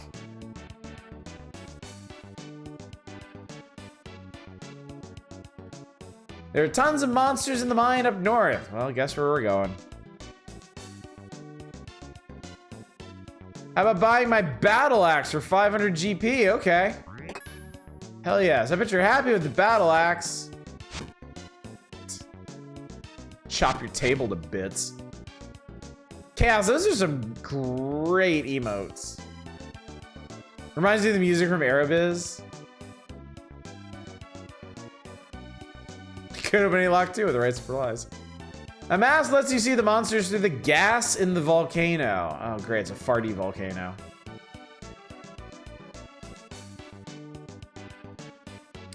Volcano seemed odd, so my husband Aryan climbed it with his friend. But his buddy freaked out, ran home, and locked himself in. A boulder is keeping us from saving Aryan. You're Ruben, huh? Have you heard about the Crystal of Fire? I can't deal with that now. I gotta help Dad. Well, why don't you let me help you? He's stuck behind a boulder. It'd be no problem if we had a mega grenade, but only Dad's friend can use them. Where's the guy's house? In this town, but he shut himself in. We'll pay him a visit anyway. Come on. Delicious. We got a Ruben.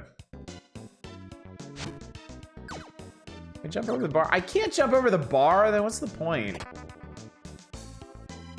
Also, apparently there is live guitar. Like, the guitar is alive. We might have to fight it later. I don't know. Oh, I found the hotel. Oh, look at the guy peeking out of the window. How about some seeds? No. How about some cure pot? No. Oh my God. Want to listen to this band? Yes.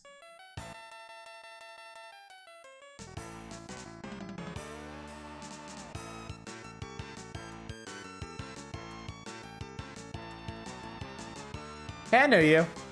Nice to see you again, kid. All right, bye. Take a nice rest for 90. Okay. It's nice that they don't increase the cost of staying. I'm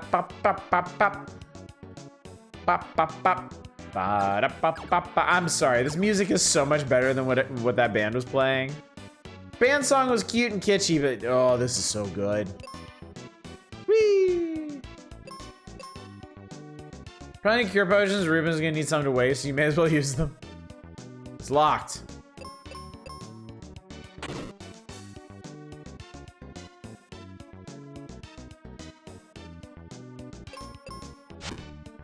Can't chop it down. Can't stab it.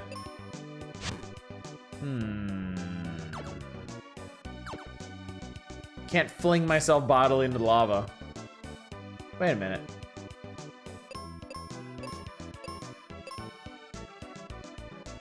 Doot doot doot.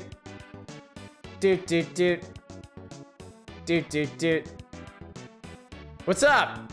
We went to the house in the pit, but the guy wouldn't let us in. You two want in? Then take this. He just gave me a master key. Can't stab it, chop it down, or blow it up. Well, it's impossible. It opened. It still repulsed us, though. I ran when I saw the monster in the volcano. A huge boulder fell in the trapped area, and only a mega grenade can free him. How do you use one? Just throw it. Oh my fucking god.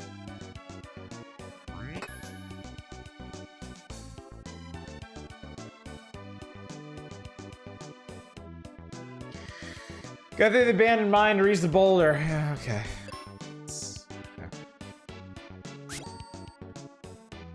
First, should you pull the holy pin? Oh, this is a new one. Only this man can throw things. He's stupider than you are. Amazing. Amazing they can manage that. All right, anyways. Let's, you know, actually, let's leave through the other side. Let's go out of here the other way. But first, let's save.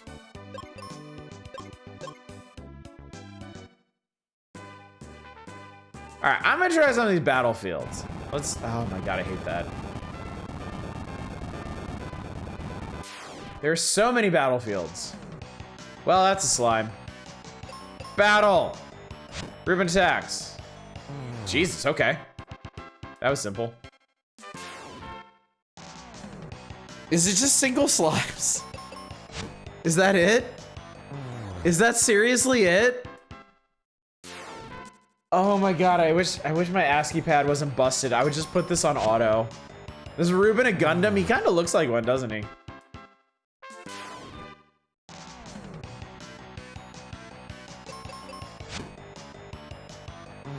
You're getting stronger. Okay, you know what? Hang on a sec, because I don't need a start button for this. I just need to make sure I don't mess up too bad. Okay, didn't like being unplugged.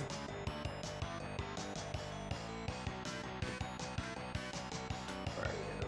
There you are.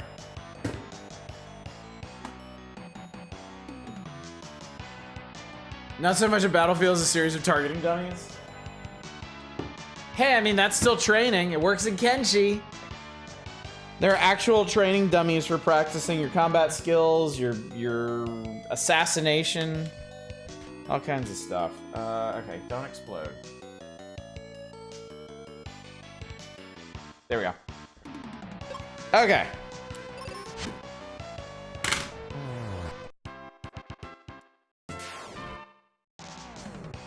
You just double check Ruben's spell list real quick? Yeah, we'll get there in a second. And Master Thief needs to buy a practice log. You're getting stronger as Ruben off on you. Punching head training dummy. Eva, how much have you played Kenshi, right? How much of Kenshi have you played?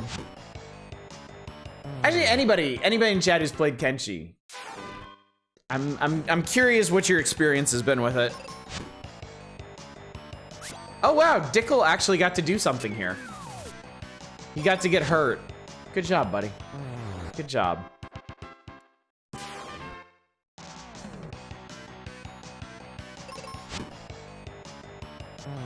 Okay, what do we get? Clean them out. 900 GP, I'll take it. All right, let's see if we can. Okay, let's save first. I guess we can just save the same one. Let's see if we can do the same trick here. It's a Stingrat. Jesus Christ. Played a few runs, built a base, wandered around a bit.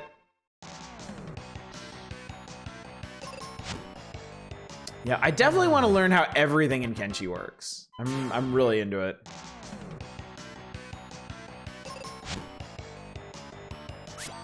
Swing. That was either a good time for a crit or it's actually weak against that. Training dummy beat me up. They look so sad when they're shaved down the middle like that. Apparently Kenshi lets you peel off your skin. There's a fair bit of body modding in Kenshi. Because you can lose limbs. You can lose limbs rather easily in that game, but there's also like old cybernetics that you can get. You can replace limbs. If you want to learn tech stuff, buy a decent sized house and build a research bench. I think I'm gonna do that. I think I'm gonna steal all the stuff to do that, and I'm gonna do that. Did we determine porcupines were strong against arrows or something? Something like that. Why do I keep doing that? Kenshin is Samurai X. Well, Kenshin, Kenshi. I mean, it's basically one extra letter. All right, this is the last one. Let's see what we get.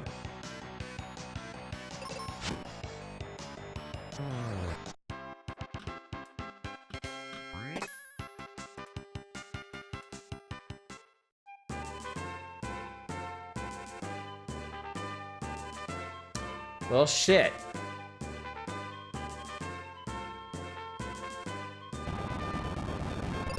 That's actually kind of important. Actually kind of a big deal. Oh, somebody wanted to know about Ruben's spell list.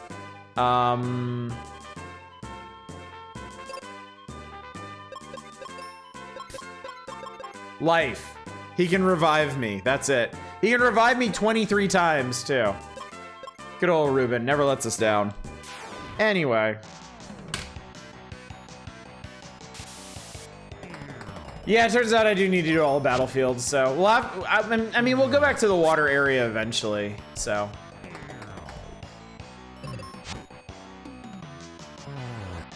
Also, apparently trees are weak to getting smashed with the Morning Star, so this should go pretty easily. Ruben's great, I love sauerkraut. Can't remember the last time I had a Reuben. I don't go to sandwich. I don't make them myself, and I don't often go to sandwich places. And when I do, I usually get roast beef because we're too cheap to buy roast beef of our own.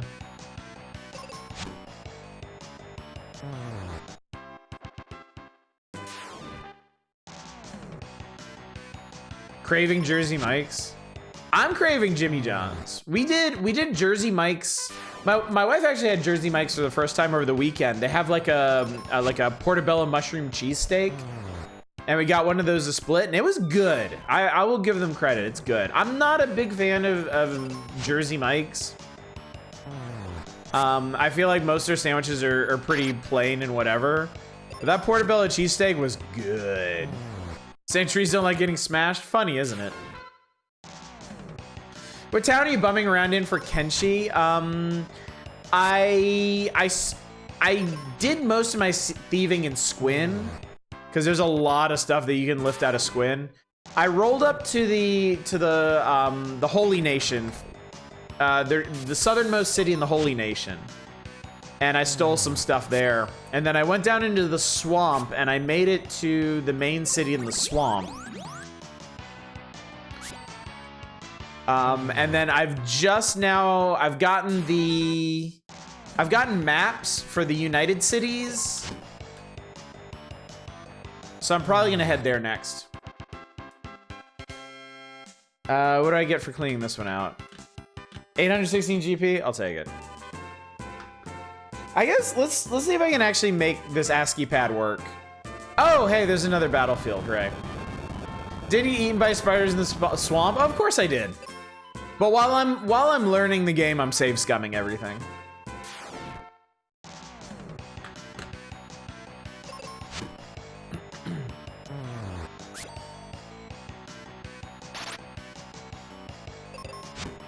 I'm originally from Philly, I live in Minnesota now. I'm out there all the time since my entire family lives out on the East Coast. Hey, Otter, some guests just gave me a couple plastic top hats and I couldn't help but think of you. Aw. We actually, you know, now that you mention it, we have some like, some paper, like cardboard top hats, I think, from from New Year's. Hang on. Thinking we go back to heal real quick. Dun, dun, dun, dun, dun, dun. Can we just stay here for the rest of the evening? I love the music here.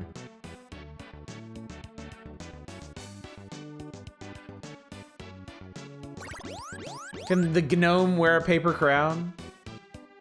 Sure he can. Sure he can.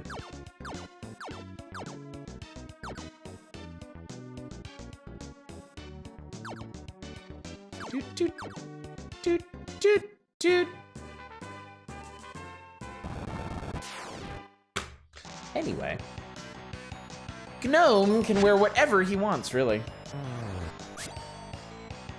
I mean, it's just, you know, the cone hat is just the most natural fit for gnome streaming. 45 minutes before my weekend starts, screw y'all on the other side of the planet, the chump side. Yeah, I have a whole nother day of work to go through, unfortunately. I mean, it should be a good day. It should be fine, but... No, Ruben's poisoned! Nothing quite like a poisoned Ruben. Oh, never mind, he fixed it. Getting close to gnome stream money? Oh, that's exciting, isn't it? Try that new Starry, and honestly, I don't taste the difference between it and the old Sierra Mist. Oh, there's a new Sierra Mist. I'm not up on my soda news. I don't really drink any soda unless I eat out.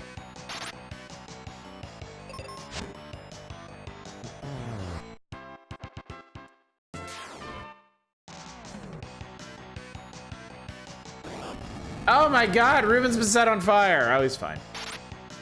NBD. Assume they just changed the name.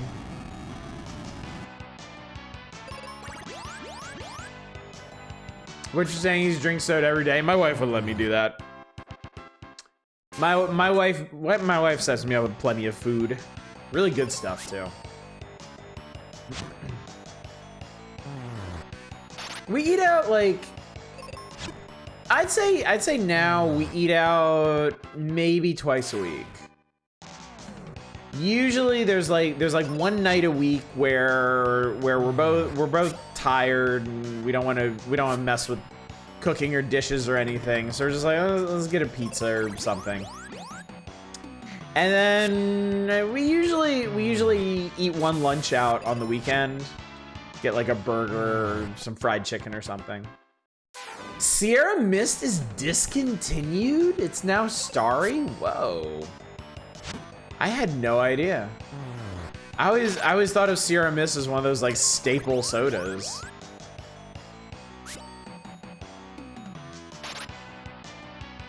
Now by old Sierra Mist, do you mean the original formula, the really sweet one they labeled as Mist Twist and just made it Sierra Mist? All right, I think this is the last one.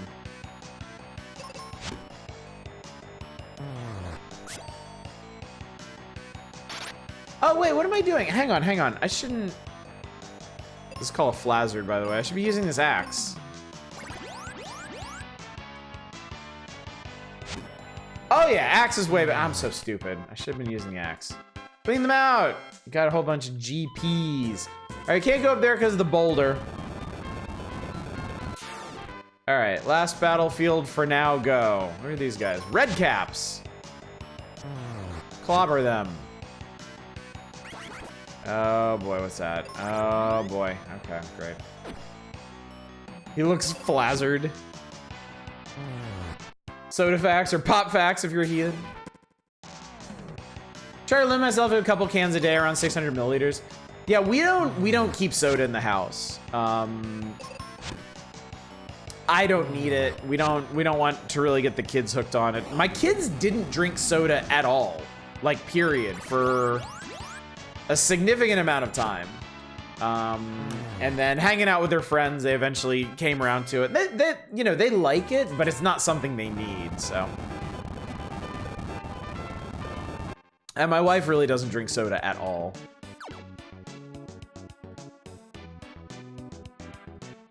Do you do TV static waters?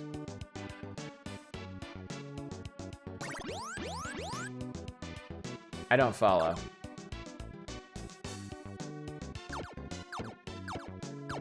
Oh, seltzer. No. We might start actually, since we're starting to mix our own drinks here.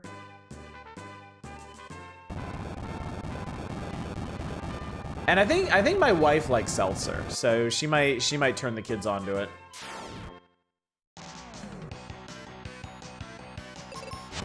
Tried to quit drinking Coke by recycling all the bottles and cans, but it was so depressing. My God. Nice miss, idiot. Yeah. Kids and I usually pick up something on Monday evening since that's when I got D&D, and it's hard for me to make dinner while still making it to D&D on time after working a full day. That makes sense. That makes sense. Yeah, fortunately, none of the kids' activities are too hard to schedule around. Oh, I can see where this is going. Okay. Oh, what? Oh.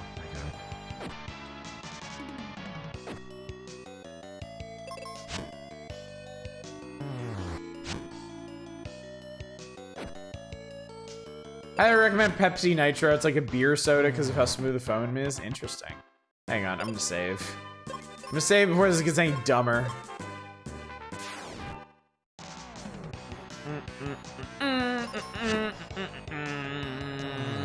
It's the status ailment Do-si-do again. Yeah, don't give, like, okay.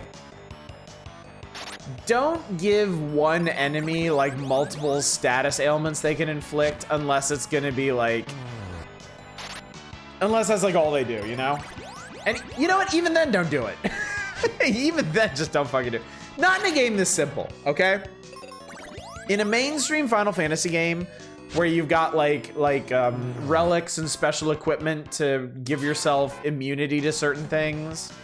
You have more party members, so you can have one person dedicated to like keeping status ailments off you and whatnot. Yeah, sure.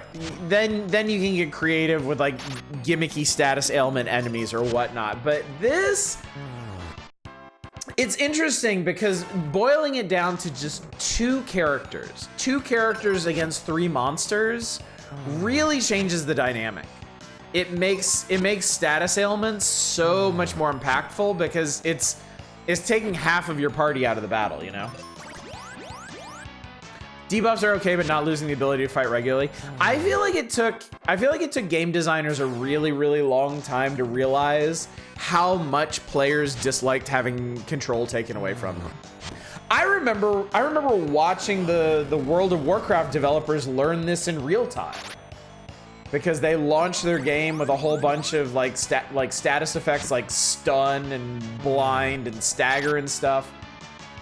And then when PvP became more and more of a thing, like they had to acknowledge how much people hated being like stunned and blind and stuff in battle. Because it just meant you had to watch yourself get murked. You couldn't do anything.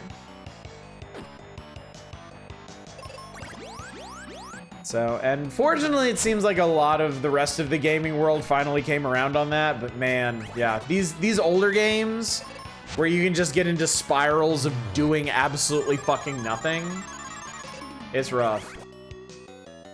Obvious answer is not put status effects in your game. Simple, easy, straightforward. One of the things I really liked in 4th edition D&D was more monsters had resistances than absolute immunities. Yeah. Absolute immunity is just no fun. You know, it sucks to be given a tool and then be told like, oh, you don't get to use that. You know?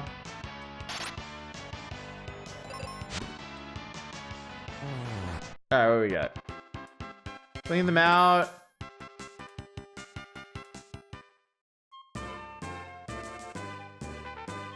That's a whole damn spell. That's my first wizarding spell. Jesus Christ, oh God, what did I miss? Now I'm insanely curious what I missed in those earlier battlefields. Found a disappointing incident of that in Persona 5. Uh-oh. Yeah. Hell yeah! Do we get an airship in the... No. No. There is no free roaming the map, no. Is Sid here? That I want to say yes. I think there's a Sid in this, but I don't remember exactly. It's mine. Ooh, it's a neat looking mine. All right, let's save here. Here in mine. Let's ride the conveyor belts. No, I don't want it. I guess we're having it anyway. Red skeletons. I'm sorry, red boners. My bad.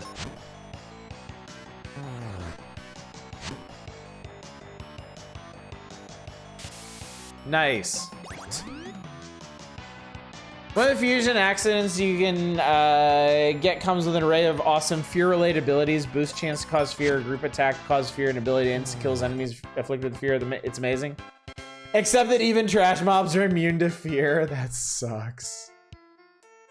That sucks so hard. Whoa! You can actually throw these. That's cool. It's Fireland too, so they're red hot boners. Oh boy, I am so excited about this. Let's do it. Well, at least I get to strike first. How much damage does this do anyway? Nice miss. Meganade! It's the same. It's the same as always. Got back into Dragon View for a second run because I'm trying to aim for 10 levels per new dungeon area. I'm not sure how feasible that'll be as levels get spaced farther apart. Even that amazes me how much of a difference in power even just a few levels makes in this game. Yeah. It's pretty crazy how impactful levels are.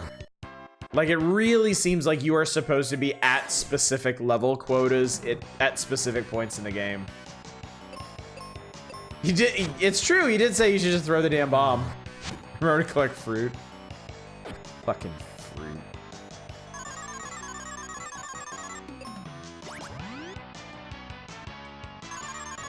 There's so in that dumb Star Wars phone game I play, it's been running for so long, and there's so many characters in the game that have their own mechanics that there's just like a billion buffs and debuffs, right?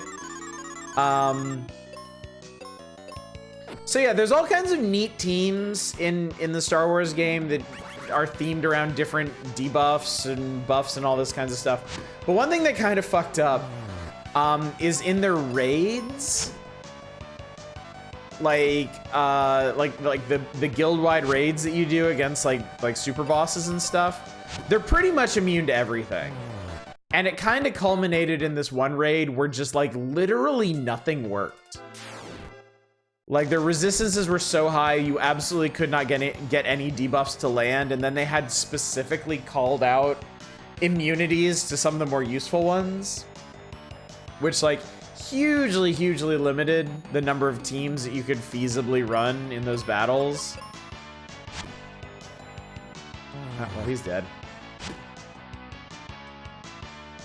Zombie counter with Paratouch. Oh god, his wrappings came off. Please put them back on. That's gross.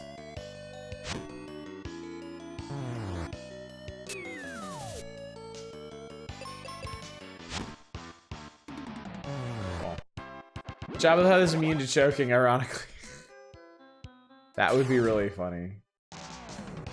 Jabba is actually the most recent super unit. They call them Galactic Legends, but he's the most recent super unit they put in the game. And actually during his event, you fight Leia on the sail barge. They call her Hutt Slayer Leia. Okay, that doesn't seem like it was very practical. Don't have to worry about that so much in Arknights since all the bosses have full maps worth of ads anyway.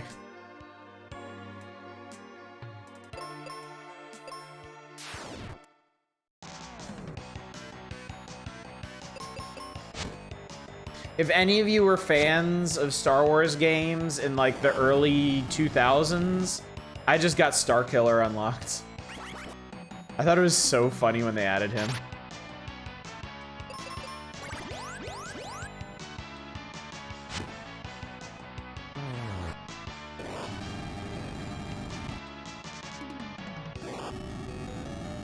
I have such a weakness for those hero collector games.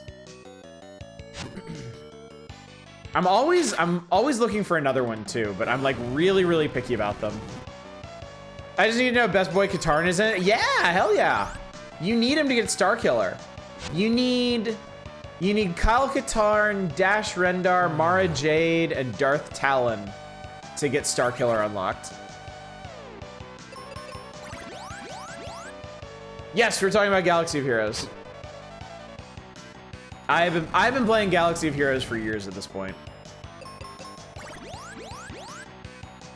Can you play as Thrawn? Yes. Yes, you can. Thrawn is really good. Extremely useful. How many potions do I have left? Oh, we're fine. Yeah, we're fine. It's fine. Everything's fine.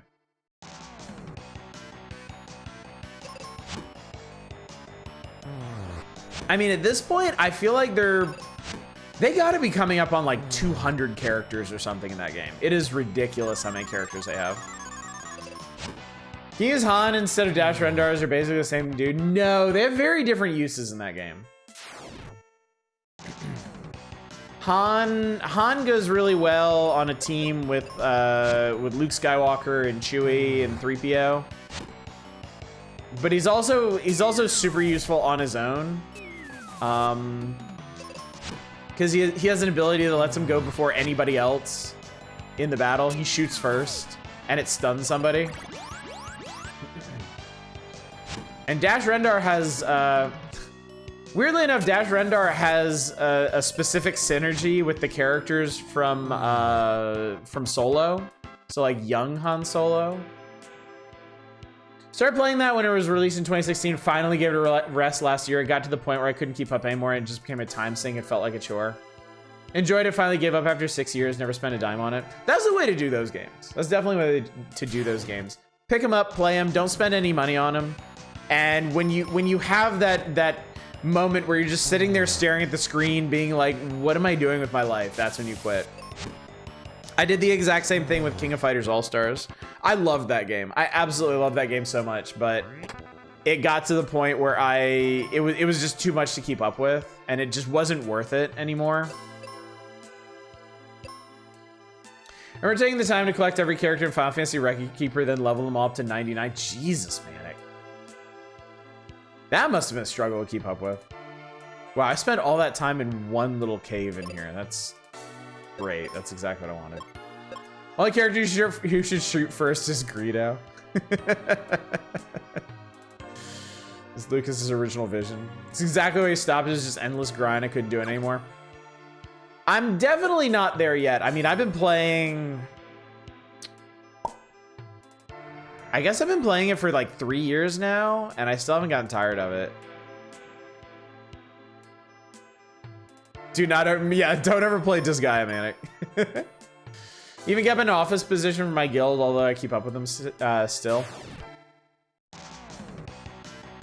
I really like the guild I'm in. I think that's a major factor. I think if I was just playing with random people, I would have gotten sick of it long ago. But like, it's a bunch of cool people. It's a bunch of really cool people to hang out with and talk shop and chat about other things. I'm really only like I'm in like everybody who's on Discord. I'm in like a couple dozen servers or whatever, but there's only 2 that I'm really active in. Our server and my Galaxy of Heroes guild.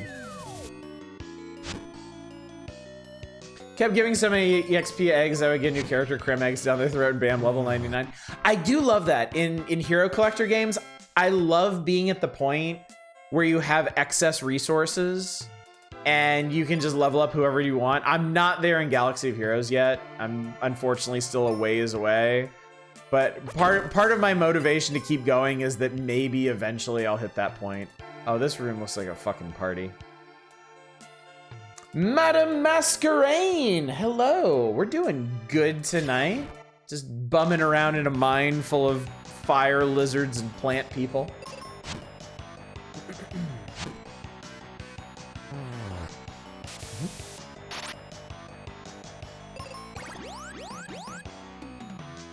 I like the ones you're established, but not so much when just starting one. Yeah.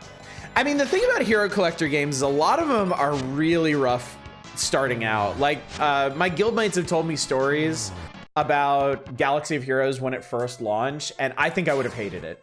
I think I probably would have stuck with it for like less than a year, then quit. But now, coming into it when I did and sticking with it for as long as I have, I wish I had been there when it started. Even though it's a catch-22. I know I would have hated it and not stuck with it, but I wish I could have, you know, because then I'd be in that place where I have like all the meta characters and I can just level up whoever I want. Be okay myself, just weird thoughts because insomnia. Ah, yeah. You can get in some weird places staying up late.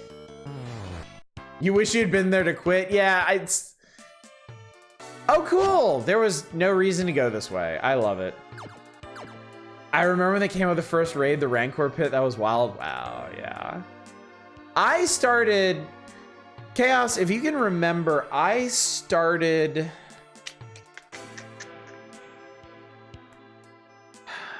I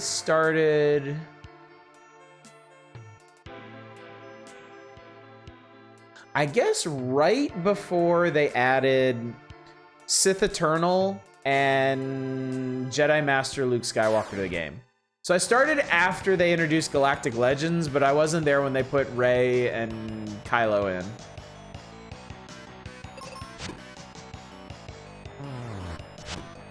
Could be rough trying to guess how many EXP sandwiches you need to feed your guys for fun experience before endgame. Yeah, that's the thing. Because those games are they pretty much come down to resource management ultimately. You have to manage your energy or your crystals or whatever it is that lets you get characters. And then you have to manage the various and sundry items that you need to level them up. I just realized I don't like mayo, but I still use it because it's there. I mean, it's kind of an important filler, you know? I don't particularly like mayo either, but I've come to acknowledge that like sandwiches without mayo are just like a little too dry. So me personally, I look for alternatives. I've started putting like stuff like salad dressing on sandwiches. And I mean, ranch is the obvious one, but I put like Italian and sesame and stuff, and it's all really good. Perfect. That's exactly what I wanted. My state has its own mayo company, is still expensive as fuck. Yikes. All right, I might need to peace out of this one. Yeah, let's get out of here. That was no bueno. All right, let's get ourselves back up in proper working order. Let's pop a save in case that goes poorly again. Start buttering the inside of my sandwiches when I'm using more wetter meats to keep the bread from going soggy. That's a good idea too. Oh, this is gonna be even worse. Jesus.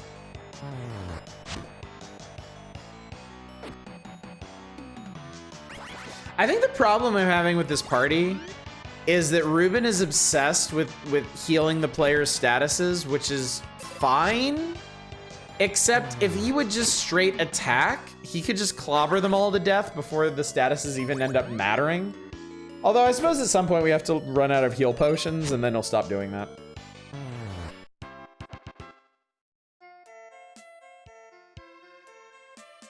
Ah, so this was the right way to go. Watch that be heal potions. Watch that just be heal potions.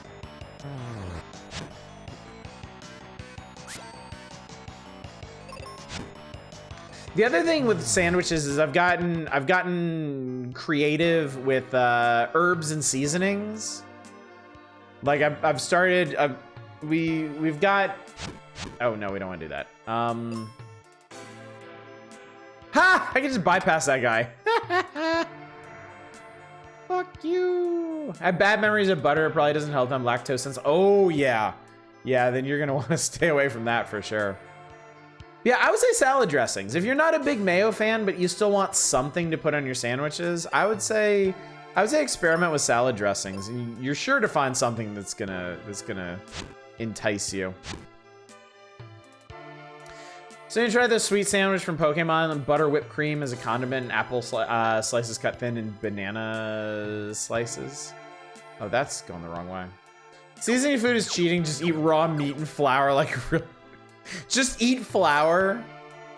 Just like suck down a sack of flour with your cold congealed meats. Yeah, that sounds fucking incredible. Whee! Basic sandwich, bitch. I just need pepper jack cheese, deli meat, and mayo heated up for 35 seconds. I mean, if it works, don't. If it ain't broke, don't fix it. Is what I was trying to say. And I guess I did ultimately get there. But yeah, I love sandwiches. And I think from years of eating out at places with like really nice club sandwiches and like trifectas and like multi-meat sandwiches really got me interested in like branching out and expanding my repertoire, seeing what kind of flavor sensations could be concocted within the simple, modest sandwich. I've definitely found some cool stuff. I went through a big grilled cheese phase where I was experimenting with different cheeses, different seasonings, different preparations, different ways of like pan frying them and stuff, pressing them. Melts are S tier sandwiches. I don't do a lot of melts, and I should. I have Subway nearby. That's like only 5 restaurants near me. Oh, you're kind of hurting for eating out options, huh? That's always tough. Because I get some of my best ideas for making my own stuff from the places that we go out to eat. So, yeah, that's tricky. Grunfodder, what are your preferred melts? Like if I want to expand my melty horizons, where would you say I go first? My go-to sandwich now is fried salami and cheddar with sweet and spicy sandwich. Dude, that sounds really good. I don't eat a lot of salami. My dad was a big salami fan when I was a kid, so he always had it in the house, and I would try some from time to time. And as a kid with a not exactly very refined palate, like salami was an interesting curiosity, but I never would have made a whole sandwich out of it. And I think now I'm much more in a place where I would be down for that. Shitoro's mom gets the Hebrew National Lago Salami. That's what my dad used to get. Oh, I can actually remember that flavor. That is really good. Grilled cheese with other stuff in them is basically a melt. Oh, okay. Yay! I can melt things. This guy looks bossy, maybe. Let's heal up and punch him in the face. Cure, yes.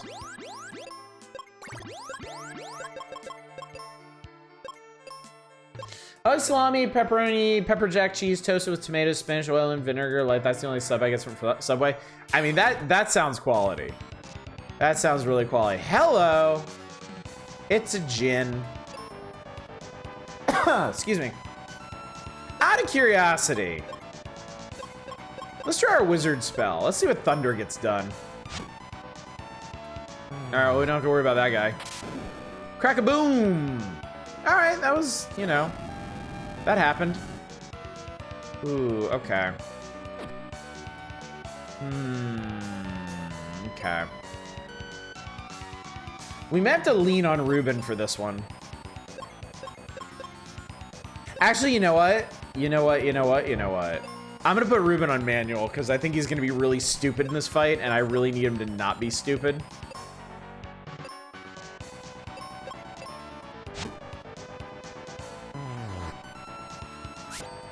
Oh! Oh!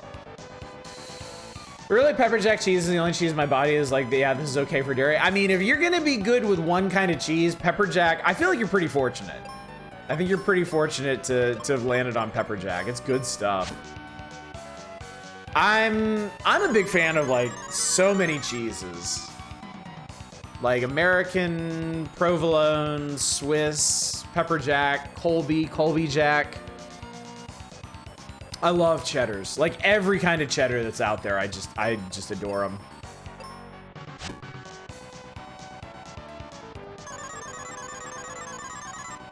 We make a hamburger, put on toast with cheese. That's a patty melt. Is that really all a patty melt is? Huh. How about that? Oh, that woke your ass up, didn't it? Peppers are known for helping with digestive system issues. Ah, well, okay. There you go. I'm a little concerned because this guy is not. Oh, we made him angry. We just made him really fucking mad is all.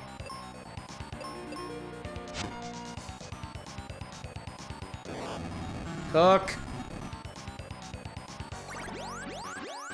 All right, Ruben, stay with me.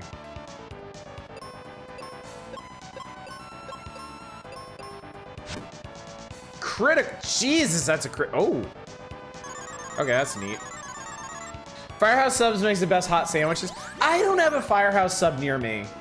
I really like Firehouse Subs, but there's not really an option most of the time.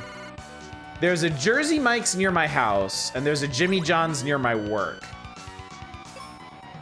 I used to really like going to Witch Witch, but I think most of those closed, which is a damn shame. They made a really good, they had like a crazy club sandwiches. It was like 5 meats and 3 cheeses. Oh, so good.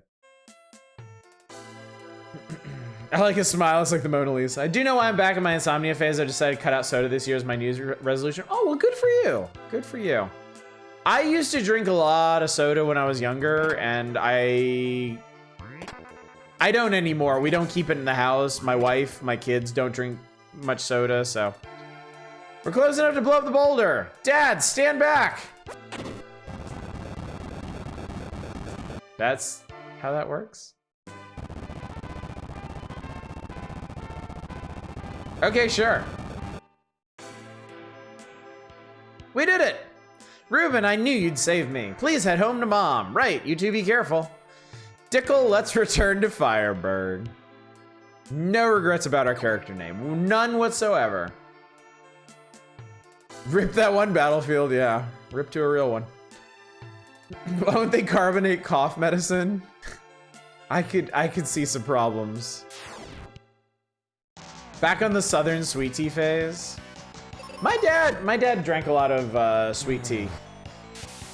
And I would drink it every once in a while. It is good stuff. I've never really been a big tea guy. I don't like bitter things, even if they. I'm sorry, why did that happen? Maybe if I wasn't mashing all the way through the battle log, we'd know, but. Don't do Subway anywhere at all. Wawa makes Subway feel like school cafeteria food. That'd be a Jersey Mike's by you or a Wawa. I don't think there's a Wawa around here. I think that's an East Coast thing. Arizona iced tea lemon is your secret weakness. You're fair from South Carolina, so sweet tea is like the main drink here. I grew up in North Carolina, so I know what you mean. Everybody I knew drank sweet tea, and I just didn't out of stubbornness, I guess. Well, I drank a lot of. I actually drank a lot of juices when I was a kid. I would drink soda from time to time. You know, chat, now that I think about it, I've never really been that big of a soda drinker. I certainly like it, but like even in college, I never really kept sodas around. I just drank a lot of juices. Hey, level up. How about that? Like grape juice as a kid? It's funny, grape was like the one kind of juice I wasn't really into. Oh, I bet whatever's in there is really good. Let's just get you unpoisoned. Force the idea, tea powder count as sweet tea. Yeah, a lot. I mean, if it was tea and if it was sweet. Because my wife drinks Japanese teas. She drinks green tea and other kinds, and like, yeah, I very much can tell the difference. Orange juice and tomato juice were your choices? Tomato juice, huh? See, when I went to college, I discovered the joys of unlimited soda fountains in cafeteria. Yeah, that was, oh shit. I should have, fuck, I should have healed up Ruben before we came in here. Damn it, damn it, damn it, damn it. Oh, good. Okay, we're fine. Everything's fine. Everything's fine, chat. White grape, cranberry, pomegranate, and apple are your favorite juices? Those are some good choices. Those are some real good choices. I was very basic. I liked apple juice. I like orange juice. As I've gotten older, I've learned to appreciate other ones. Like I like pineapple juice. Peach can be really good sometimes. Some more exotic berry juices. I did colonoscopy at age 8 because I guess they couldn't tell the difference between blood and stool and too much tomato juice. Holy shit. Oh my god. Here, heal thyself. Orange juice, I can't have that. I got sick from it as a kid once, and now my body basically has a panic attack if I try to drink it. Oh. I see. You know, Masquerade, it's funny. I actually, for a long time, didn't eat Chinese food for a similar reason. When I was, my parents used to get Chinese food all the time, and I guess when I was young, I had Chinese food one night and it made me sick, and I was convinced. I was absolutely convinced that Chinese food just made me sick. I didn't have it again. I didn't seriously start eating Chinese food again until like high school, I think. So yeah, I definitely understand how that can go. Oh, fuck all y'all. Someone spilled pineapple juice in my tent while at camp and I haven't been able to drink it since. Oh, did like the smell get to you? All right, how do I want to do this? You smash that guy. Got food poisoning from Burger King twice in the same year. I mean, bad food experiences are seriously impactful. They can leave a mark on you for a long time. Chinese food is awesome. Oh, I know that now. And I like to think I've made up for lost time. We have a lot of really good Chinese food, Chinese restaurants around here. Not like the Americanized, like teriyaki whatever, but like actual Chinese restaurants run by actual Chinese people who come around with the carts of just food and they're like, yo, do you want some of this? And you're like, hell yes, I do. And they're like, okay, here. And then they just total it all up at the end. I love restaurants like that. Cali does have top tier Chinese food. Top tier Asian food in general. Because I mean, there's so many Chinese, Japanese, Korean, Vietnamese, Indonesian folk here that, yeah, like all that food is top shelf. It's great.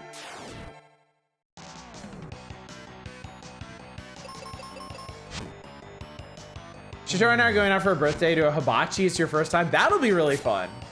That'll be really, really fun. I haven't eaten at one of those places in a long time because, I mean, you know, my wife's Japanese and she's not so down for that stuff. Ooh, I got a new weapon.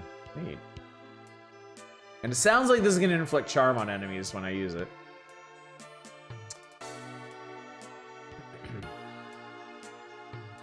Five restaurants near me are a family-owned diner, a Chinese restaurant, Garcia's Mexican Place, Tony's Pizza, and a Subway. That's, you know, honestly, that's not a bad spread. You kind of, in broad strokes, you kind of hit all the big ones there. It could definitely be worse. My wife is Japanese, but she did she studied for a semester in Michigan, and we're talking like rural Michigan. Oh, the zombies multiply themselves. We're talking like rural Michigan, and she told me that there are only like 2 or 3 like places to eat out near where she was, like within walking distance, and one of them was an Arby's. So every once in a while, like there's an Arby's near our place, and every once in a while I'm like, I kind of want to go to Arby's, and she's like,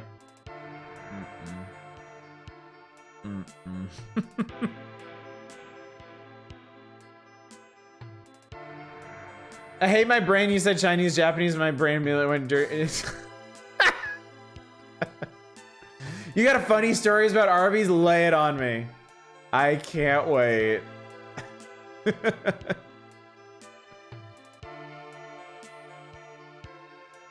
Family-owned diner, basically, if you can think of something, is most likely on the menu. I love places like that. I legit love places like that. All right, back to town. Let's go visit dude guy's dad. Captain Mac went somewhere from a dock near Windia. Okay. Oh, there's treasure down there. I didn't even notice. There are tons of monsters in the mine up north. Yeah, we just came. Yeah. Bum, bum, bum, bum. I gotta say, I am pretty happy with the Battle Axe. Customer satisfaction guaranteed. So we're gonna need a mask in the volcano. Okay, okay. That's fine, that's good. How about some explosives? I'm good, thanks. Pull up. Thanks, Arian made it back. Oh, he's in bed. Indiana dad over here. I forgot to tell you. The Crystal Fire is in the Lava Dome. Oh, okay, cool.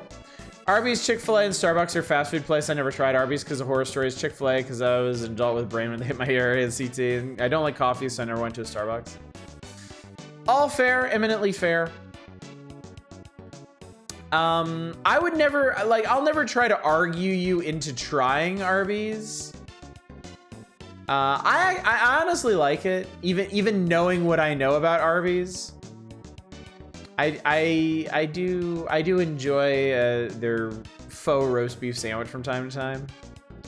So you know how they have a buffalo chicken sandwich? Me being dumb decided that's what I wanted, even though my spice tolerance is non-existent. I had watery eyes and a runny nose. The person who brought my food got concerned and asked if I was okay. Oh my god! Yikes! I've done some stuff like that. The last time I was in Japan, so my wife and I, we go and get sushi. I don't want to say regularly, but more than once in a while here.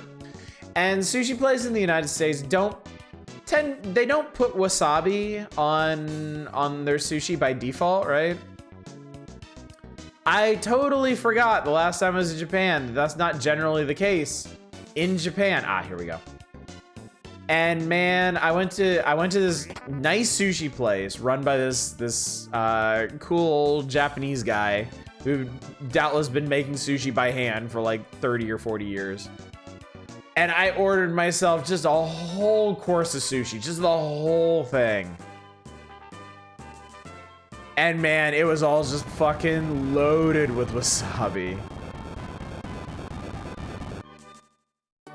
Serious mistake. You have 10 GP for a cup of coffee? I think Arby's okay. One near me, their chicken is awful. Oh, that sucks. I eat wasabi peas as a snack. I mean, I eat like wasabi peanuts. I think are really good. I like those quite a bit. Free shit. Yushitora get along famously. She got chicken enchilada strips at Red Robin. They said it was a tiny bit spicy. Her face was red. She was sweating and everything. And I learned I'm an asshole because I was laughing. How can you not? How can you not, though? All right, I think it's fighty time again. Let's just savor this one. It's fine.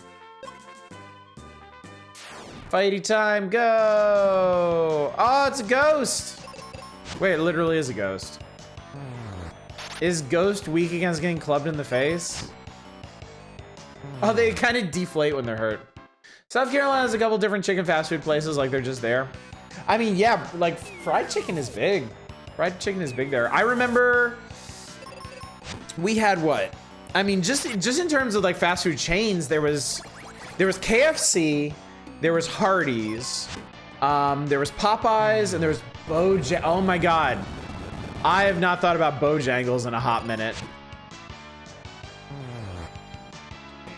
Why did they keep coming back? Could you not?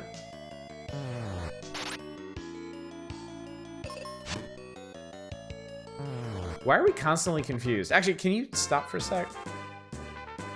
It's fun. I just discovered 2 puncture wounds on my right hand. I didn't realize they were there. Yeah.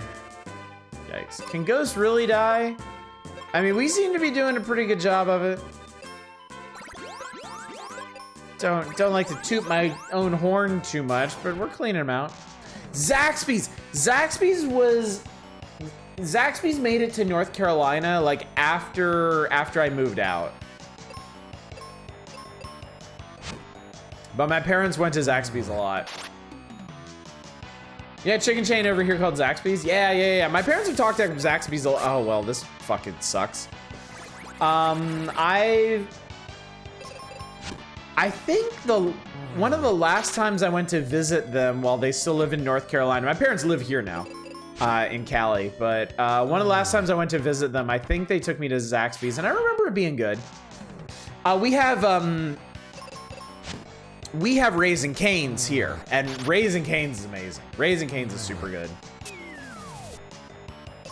Yeah, we got our own Cali fried chicken out here. I mean, we still got KFC, which I haven't been to since I even moved to Los Angeles. We do have Popeyes out here, which I'm really happy about. I fucking love Popeyes. We've got Church's Chicken. We've got Raising Cane's now. We've got Jollibee, which is like, oh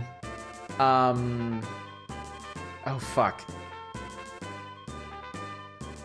It's not like Filipino fried chicken, right? Oh, and then we got the Mexican ones. We've got like El Pollo Loco. KFC, Bojangles, Hardee's, Chick-fil-A, Zaxby's, and Popeyes. Yeah, that all sounds. Yeah, from what I remember of living in North Carolina, that all tracks. First time I took my now wife to Japan, my uncle drove us for an hour to a famous sushi master who moved to a fishing village to perfect his craft. My problem, my wife doesn't eat sushi. I think he's not forgiven. Oh, wow. Oh, wow. Hardee's is Carl's Jr., more of a burger joint. Hardee's was bought by Carl's Jr. When I was a kid. Hardee's was a chicken place. They were in direct competition with KFC, and to their credit, they had much better chicken and much worse service. Ever been to a Lee's Chicken? I have not been to a Lee's Chicken. Is that an East Coast or a West Coast chain? One of the subtle downsides of my condition, numb hands means shit can happen to him and I won't even know. Yikes. Chicken Fiesta. I don't think I know Chicken Fiesta. KFC's really gone downhill. I didn't like it much the last time I had it. Family more of a Bojangles than KFC, as I say, is be wearing a Chick-fil-A t-shirt. Raising Cane's is nicely fresh, but tasteless without a sauce. I disagree pretty strongly with that. I mean, their sauce is powerful stuff because it's so peppery, but I think Cane's tastes great even without the sauce. I mean, it's not like a fucking McDonald's chicken nugget, which basically only exists as a vector for the barbecue sauce. I'm pissed we have no real mom and pop gourmet burger place here that doesn't charge an arm and a leg. I agree with Manic on the fuck Chick-fil-A, but their cheap ice cream. Yeah, I understand that. I understand that. I would avoid Chick-fil-A wholesale if I could, but my kids really, really, really like it. Like it is their chicken of choice, so. We certainly shopped around at other places, and like the thing is my kids are kind of split. And that's the trouble with finding like fast food places for your kids, plural, to eat at. Like my younger daughter loves Wendy's. She loves Wendy's chicken so much. My older daughter loves Cane's chicken. Absolutely loves it. But they don't go the other ways. So Chick-fil-A is one of the few chicken places they can actually agree on. I don't think I need to do that. McDonald's nuggets are chicken Pringles. That's a good way to describe them, actually. I like that. Even when my kids like Big Hit Chicken, I still didn't take them. I mean, that's fair too. That's absolutely fair. Cane's chicken's okay, but this sauce makes it, goes on everything. Yeah, I like it the way it is. I mean, I certainly put plenty of sauce on it, but I can also eat it straight too. The one who loves Cane's is obviously correct. Cane's compared to the came here recently called Slim Chickens is such an inspired name. I love that.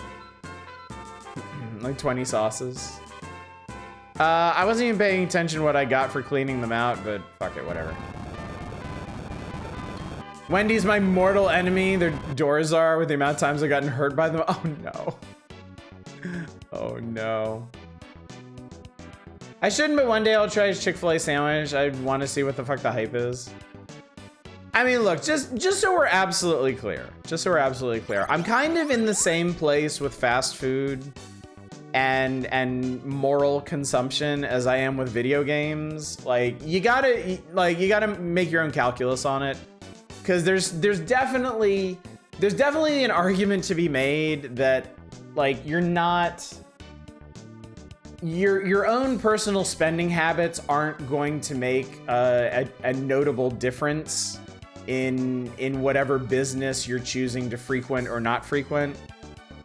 And at the same time, like, there are certain foods in certain places that people grew up with, and they're a comfort food for them. They're something they really enjoy, and there's an element of self-care to enjoying something like that for people can override the moral stipulations on it. So I'm not gonna judge anybody for eating anywhere in any particular fashion. The same way I'm not gonna give anybody a hard time for playing the games they want to play. It's always a personal calculation you have to make. Enjoyed Chick-fil-A, but you don't miss it.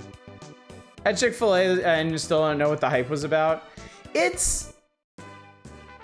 Chick-fil-A is definitely different from other chicken places. I think the thing about it is Chick-fil-A's breading is a lot sweeter than most. I think that's the thing about it. And I think that makes it appeal. Wow, this music. I think that makes it appeal more to children specifically. I think that's a big reason why my kids are so fond of it. Is it's a sweeter chicken.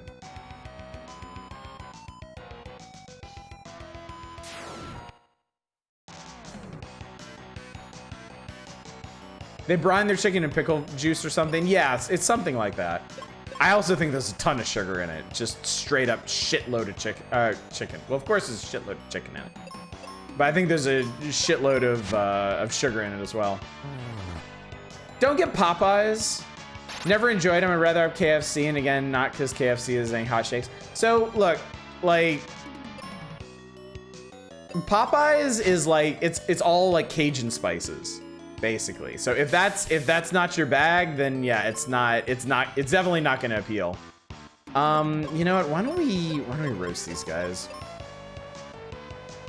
Train, sorry, this cargo train comes by every day at 12 to 2 a.m. Whenever I hear the noise, I gotta announce it. Thanks for sharing. Thank you for sharing. I like Popeyes. The red beans and rice is the reason I'll pick them over KFC. I just like Popeyes. Popeyes is my favorite chicken place, like straight up. Popeyes to me is the total package. It's everything I want. Dude, stop missing. I need you to actually get us through this battle, okay? God, what in the hell? What if I bought whale meat burgers and styrofoam boxes and played Bart's Nightmare? Would you judge me then? I would. I wouldn't give you a hard time about it. I would judge you, but I'd still be polite about it, I think. Fucking finally, God. Oh, and I wasn't paying attention to the fact that these guys are not weak to fire. Flying in the face of every other Final Fantasy game on Earth. To be fair, my body doesn't like chicken. I ate it too much so it hurts your tummy. That can happen too. Too much of a good thing. Is the axe less accurate? It's his Morning Star, and I hadn't noticed any accuracy weirdness going on with it, but I mean, it's always possible that I've just been lucky so far. How do I get that box? I want that box. Hides the burgers. Queer and trans non-binary person, Chick-fil-A is off the list for you personally. Yes, and that makes total sense. That absolutely makes total sense. I certainly don't support the way they conduct themselves.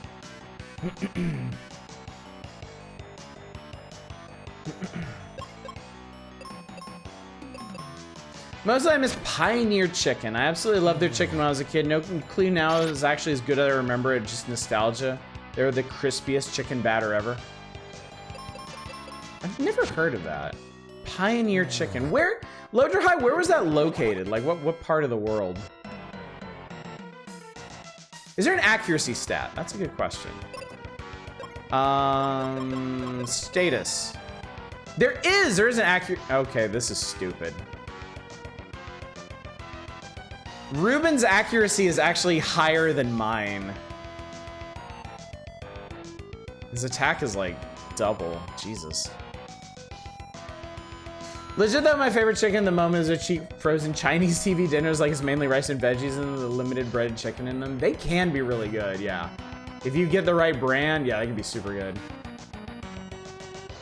Miss Five Guys are so expensive, they aren't worth it all. Yeah, I feel kind of lucky because Five Guys isn't like a favorite of mine or anything. I do like them, but I can do without them. And yeah, they are just stupid expensive. Oh, look at the puppers. Oh, look at the cute doggy dogs. I wish I could pet them instead of bashing them to death with a Morningstar.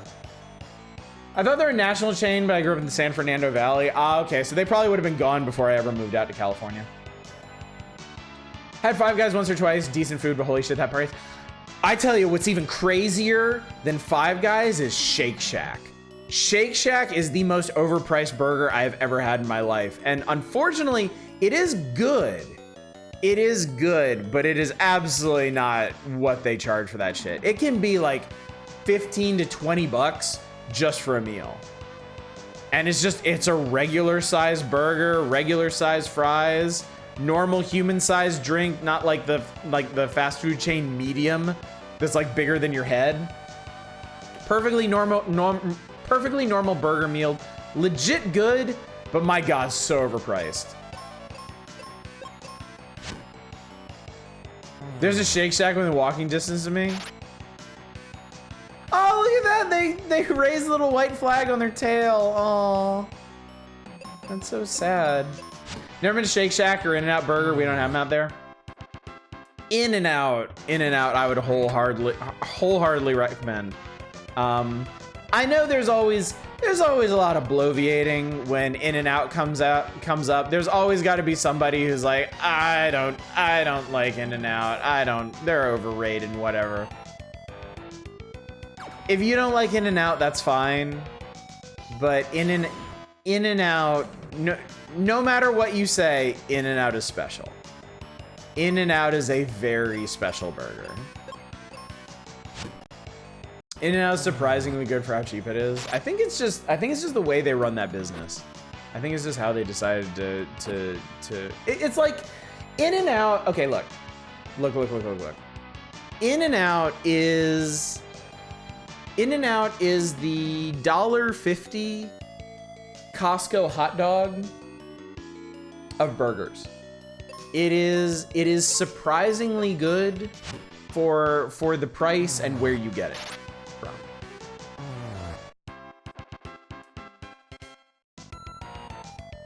I don't think I like a lot of food in general. I just eat whatever I'm given or have as leftovers. That's the easy way to do it. Not worry about it so much. Burger place that came to CT at the start of the pandemic was really expensive. Smash Burger. Fuck that place. Yeah, Smash Burger is another one that's really, really kind of just too expensive. We have a Culver's out here in the Midwest. They're fantastic. I don't know how widespread they are nationally. I've heard of Culver's. I don't think I've ever eaten at Culver's. The only reason I don't like In-N-Out is the first few times I ate there, I got really sick. Yeah, I mean, you know, we talked about the trauma of experiences like that. So I totally understand that, you know. Look, again, I'm not gonna hate on anybody who doesn't like In-N-Out. You know, you're like, everybody's tastes are different, right? As if I need to tell a bunch of adults that. What I do dislike is I feel like there is a culture of people who have to go out of the way to make the case that there's nothing special about In-N-Out, and I feel that's about as objectively wrong as an opinion can get.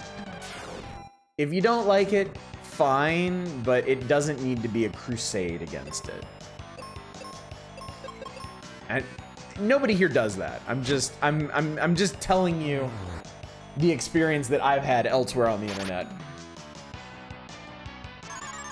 y'all ever go to South Carolina, the only restaurants I recommend is Fats, Southern-based food, and a hot dog burger place called The Clock. There were a couple good places that I used to eat at when I lived in North Carolina. There's a sandwich place. Actually, you know what? I think it's out here now, too. There was a sandwich place called McAllister's that I really liked. What else was there? What else was like... What else was North Carolina specific? Damn it, now I'm hungry despite all latest. I am too, actually. I have actually made myself hungry by talking about all this food. Actually, I'm also gonna go back down here because I want that treasure. Because boxes like that are important. Also, hang on, let me put my headphones on.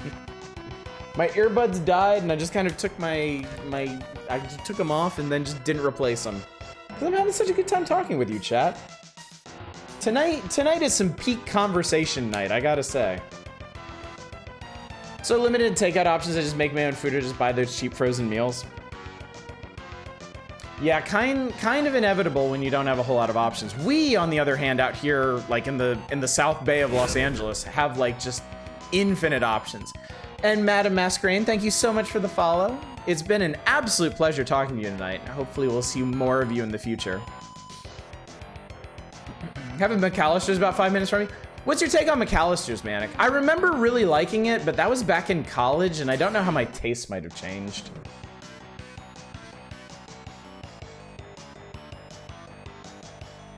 Maybe one's pop culture opinions, part of your personality is how the internet works. Yeah, unfortunately.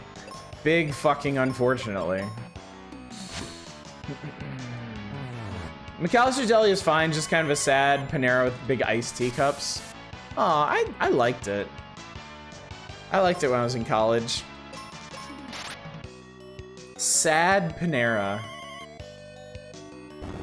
That's how I feel about places like, Jack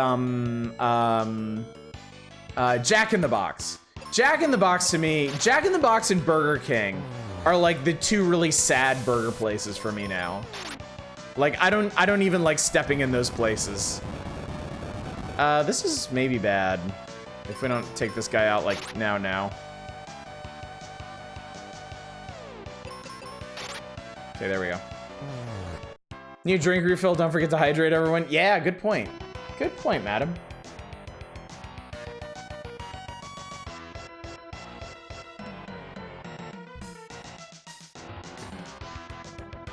I love in-house burgers. There's not enough to sit through the lines usually after them. The one nearest me expanded. It's a lot to have lots of parking. A big loop for the drive-thru before it hits the street.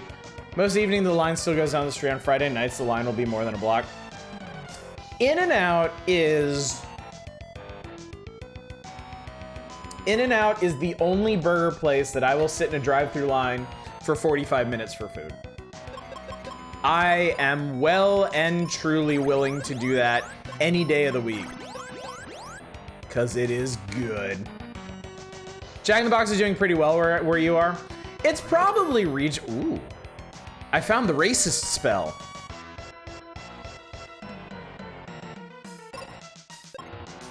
I think this is a wizard. Yep, there it is. It's another wizard. I think it's interesting that there's white magic, black magic, and wizard magic. And of course, the white magic spell is not a white magic spell, it's a wizard magic spell. You know, you mentioned you mainly go to Chick-fil-A because your kids love it. That's how mine are with McDonald's. I don't care for it. My kids are obsessed with it despite me trying to find alternatives for them. Yeah.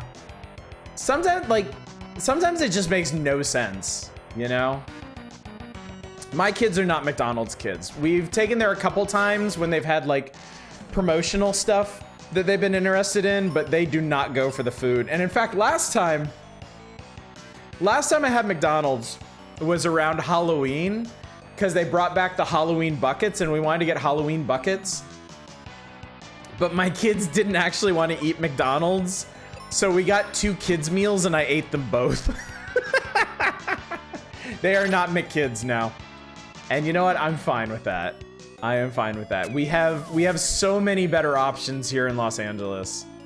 My kids, for burgers, my kids go in for In-N-Out.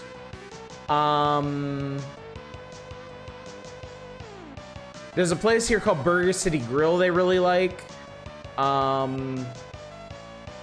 What other kind of burgers though? Like Wendy's, they're okay with Wendy's.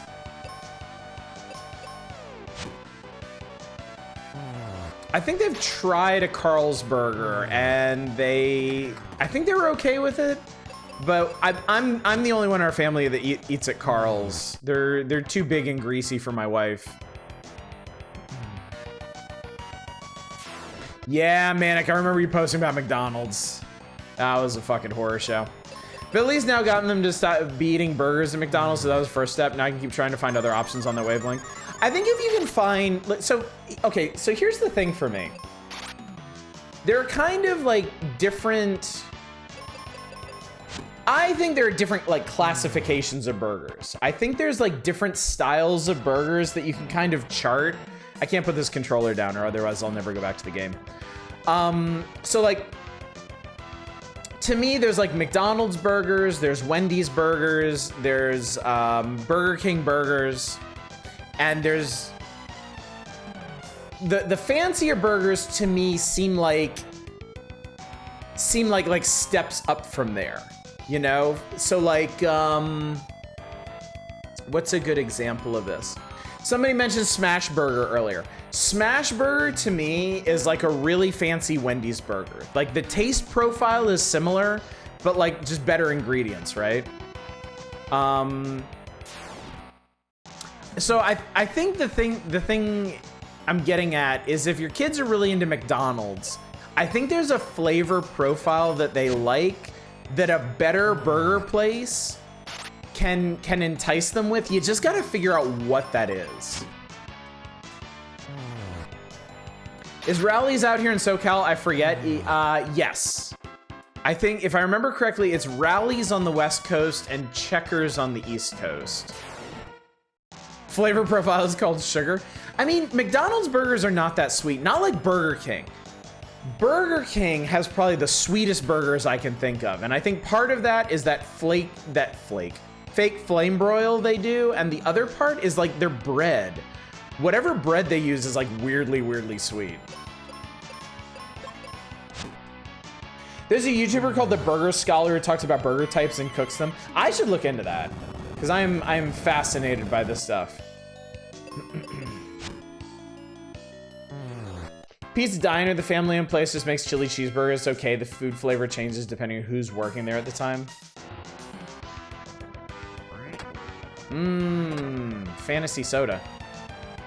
Wendy's $5 biggie bag is a fucking smash deal. Yes, it is. Yes, it is. Wendy's premium burgers are a bit too rich for my blood, but yeah, that $5 menu is great. Wendy's is the one I've tried to steer them towards first. My 11-year-old can easily eat a half-pound burger. Oh my god. Been trying to convince him to give Wendy's another shot. It gives them a ton of options on that front while still being fairly simple. Yeah, you just gotta find something they click with. It might take, I don't know, depending on what kind of specialty burger they have at the time, it might take something like that. Oh, you know what I did? You know what I did? The last time I went to Carl's, the last time I got myself some Carl's, my kids were home at the time, and I got a Western bacon cheeseburger. If you don't know what Carl's Western bacon cheeseburger is, it's a cheeseburger with bacon, onion rings, and barbecue sauce on it. And I let my kids try that, and they were super into it. They really liked that. Just eat one of those giant burgers designed to kill people and then never eat again. Oh no, is it Invisible Enemies again? It's Invisible Enemies again. God damn it. Speaking of Wendy's and sodas, I recently discovered the ones around here still have those fancy Coke dispensers. Oh, the Coca-Cola Freestyle ones. I love those machines so much. Jalapeno poppers, if you get them on Wednesday, Friday, and Sunday, they're made with nacho cheese, and the other day with cream cheese. Wait, what? What the what? Oh, Pete's Diner. Oh, that's actually really cool. That's like a little surprise, like a little treat. I just outed myself on what my main takeout place is. I mean, if they do cool shit like that, why not, right? There's a, I don't think it's a big chain. There's a diner style burger place on the corner right by my house called Why Not Burger. And I've come to really, really like their burgers. They're just simple, straightforward, like grill top burgers. But man, I really like them.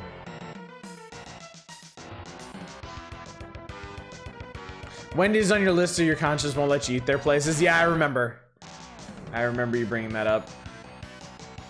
11-year-olds can inhale food quantities like no one else. My older daughter is 11, and she's not quite there. I think she'll probably get there, especially when she starts doing more dance. But yeah.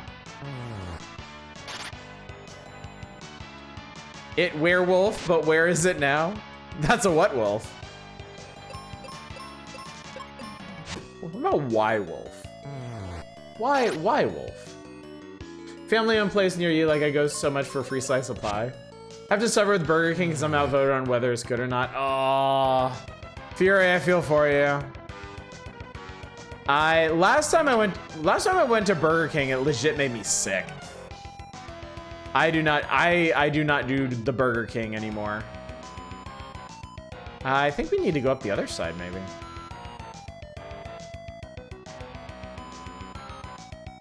Y Wolf would probably have 2 heads. That's more of a W Wolf.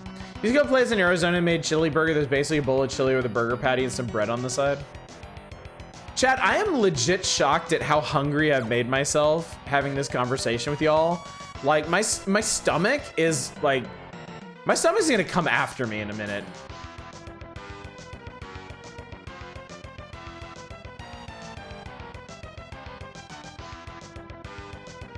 Last time you had Burger King was like 3 years ago. Yep, I do not miss it. It was not my thing.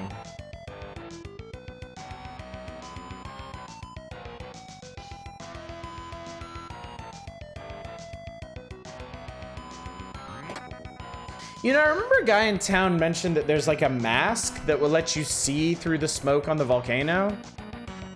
I guess we just missed that somewhere.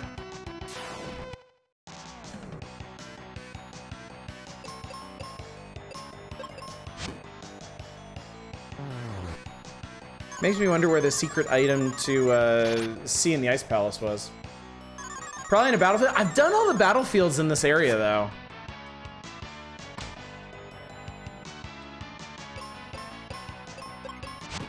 It would suck if it was back in the ice area battlefield.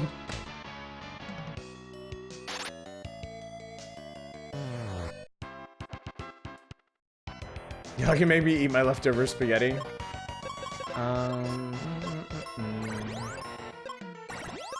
Also, I am sorry, the music in this area has no right to go as hard as it does. Ah, I can see again. Huzzah.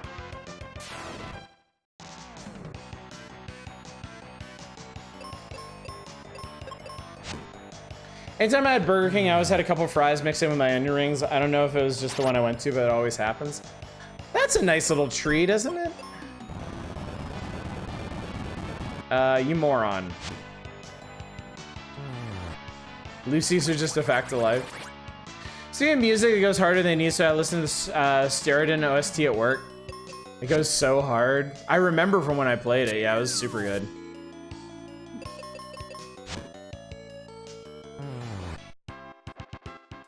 I don't think I care about that.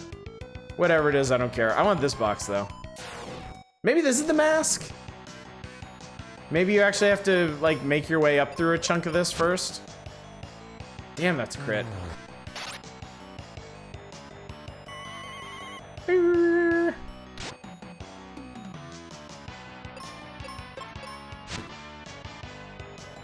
only thing I like at Burger King is the fries, and that's just because they are fries. Chat, what's your favorite French fry? What place has your favorite fries? Fries are a very contentious subject. Yeah, there it is. That was an interesting noise. Popeyes fries? Yeah, Cajun seasoned fries? Hell yes. Fresh Popeyes fries are god tier. Strong agree. Lion's Choice. They fry in peanut oil. I've never heard of Lion's Choice. Holiday burgers. It's nice in the game to have a dedicated good treasure chest and a trash consumable chest. It really is. I really genuinely appreciate that.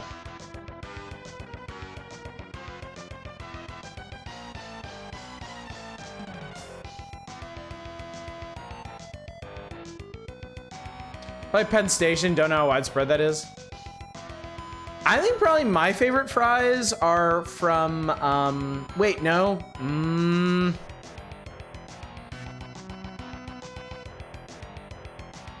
My favorite fries might still be Wendy's, honestly. I grew up loving Wendy's fries.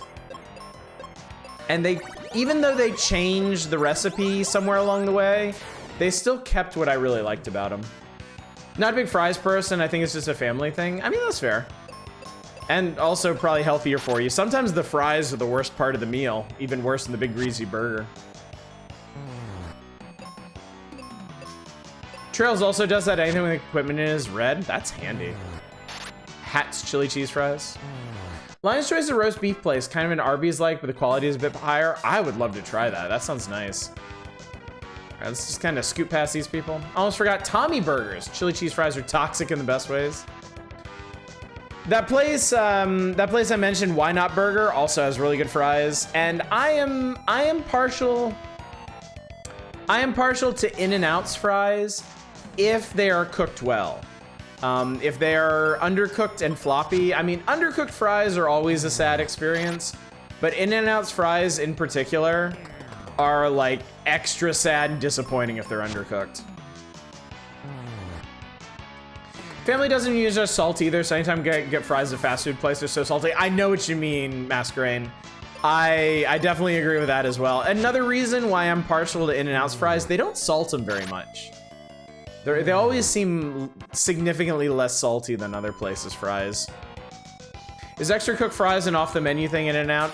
You can order fries like well done or like extra crispy or whatever. I don't do that because I know behind the scenes it's kind of an asshole thing to request because it basically means they need to make a whole new batch of fries just for you. But no, I'm more talking, you know, there's significant variance in how much fries can be cooked sometimes. Have to agree, I've not had the best luck with In-N-Out's fries. Yeah, it's an unfortunate truth. When they're good, they're great. When they're not good, they're bad. They're just straight up bad. Culver's fries are high-level plain crinkle cuts. Yeah, like Raising Cane's. Raising Cane's are crinkle cuts I like. Actually, I don't want to fight a ghost. If you ordered that where I worked, you were getting floor fries. Yeah, I know fast food employees hate people asking for like extra crispy fries or something. The thing about In-N-Out is they only fry the fries once. They're not twice fried like most places, so they get soggy and cold faster. Yeah. But I think it helps. I think it helps with the flavor too. Like In-N-Out's fries taste more potato-y and like in a good way, you know?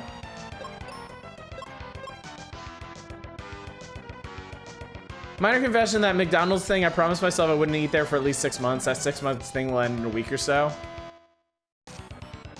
Hello. It looks like we're fighting a giant lady. As a diabetic, fries are basically not worth it. If y'all want to know something sad, I was in school when the whole Michelle Obama healthy food thing happened. How did that go over? Oh, that's bad. Big damage and confusion is not good. That was a nice crit, though. All right, I need you to get your head back. Oh my god, that's a lot of damage. Jesus. The rare-legged Medusa. All right, this whole group is just like shitting out damage. So let me get Ruben up and let's get rid of this guy. No, okay, good. He didn't get confused again. Yes, Medusa, she lives in a volcano as the elemental guardian of fire.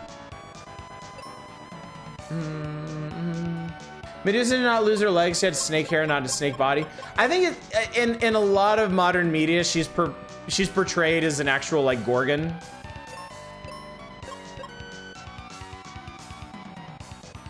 Really, fries in general, they always leave me feeling way fuller than I want. Usually just eat a few and then give the rest to the kids.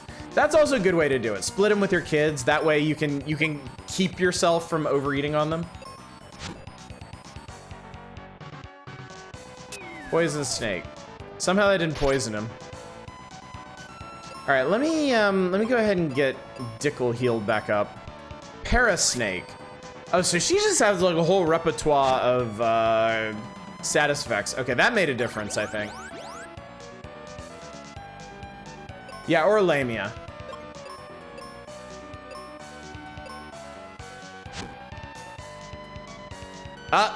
She let her hair down. All right, now he's poisoned.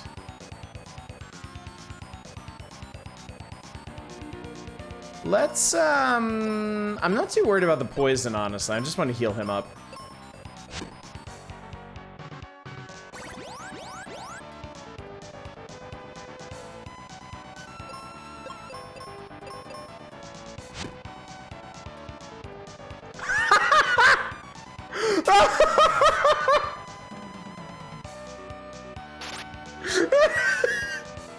I did not see that coming. I absolutely did not see that coming. She didn't either. She's confused as hell. Best time of the year is coming up. Next week she'll have Shamrock Shakes. Nice. Let's try hitting her with let's hit her with the thunder. Let's see what that does.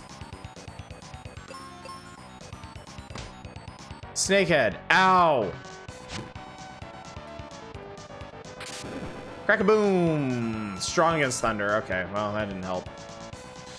You know, since we're here, let's try white. Let's see what that does. Never mind, she's dead. Dickel up! I know what I said, chat.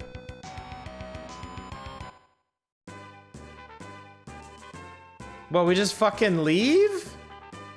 What? Okay.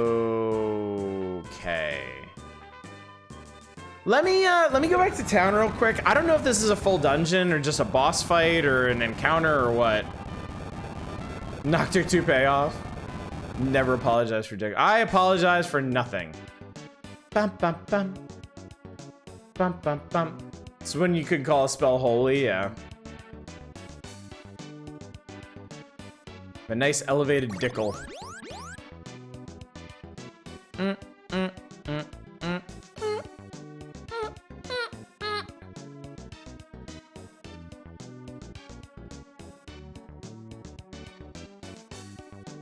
God, I love this town music. It's not my favorite town music of all time, but it is in the running, honestly.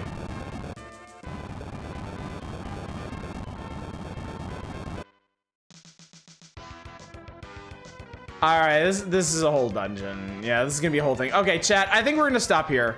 I think this is a good place to stop because we are already past quitting time for the evening. But we will pick up in the Lava Dome on Saturday. So, let's recap the schedule real quick.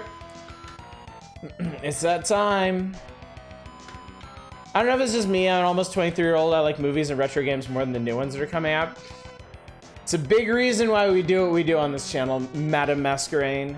It's a big reason why we do what we do. All right, so as a reminder to everyone and as information to newcomers to the channel, I stream 6 days a week. I stream every night except Sunday. Monday, Tuesdays, and Wednesdays, I do full playthroughs of weird old games, classic games, occasionally indie games. Right now, we are going to be wrapping up Thief 3 next week. On Thursdays and Saturdays, normally we always do like old console games. I normally do something called the Power Hours where we go through issues of old Nintendo Power and look for cool games to play.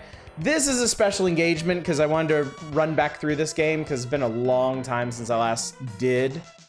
And then Fridays are variety nights. Tomorrow night we're doing a weird old wheel. I've got 8 games from GOG.com and years past that I want to give a try. And we're gonna let the wheel decide what order we play those in. So tomorrow night, weird old wheel. Back on Final Fantasy Mystic Quest on Saturday. I'm off on Sunday.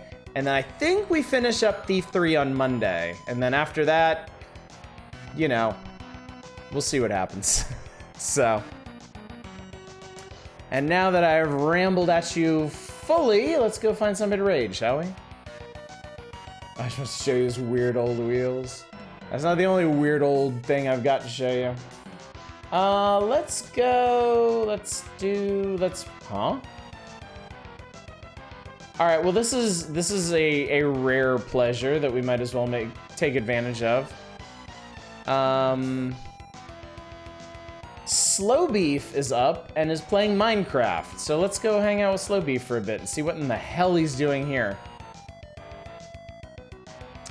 Anyway, gang, thank you so much for coming out tonight. Thank you for joining me for yet more Mystic Quest. I feel like it kind of picked up a bit tonight, or I just wasn't as tired tonight as I was last Saturday. Maybe just the music helped. Maybe the banging block rockin' beats help keep me more focused. But in any event, thank you so much for coming out. Hopefully I will see you tomorrow night for the advent of the weird old wheel. But until then, as always, y'all take care. Bye, everybody. This is the food talk, yeah. Okay, really, bye.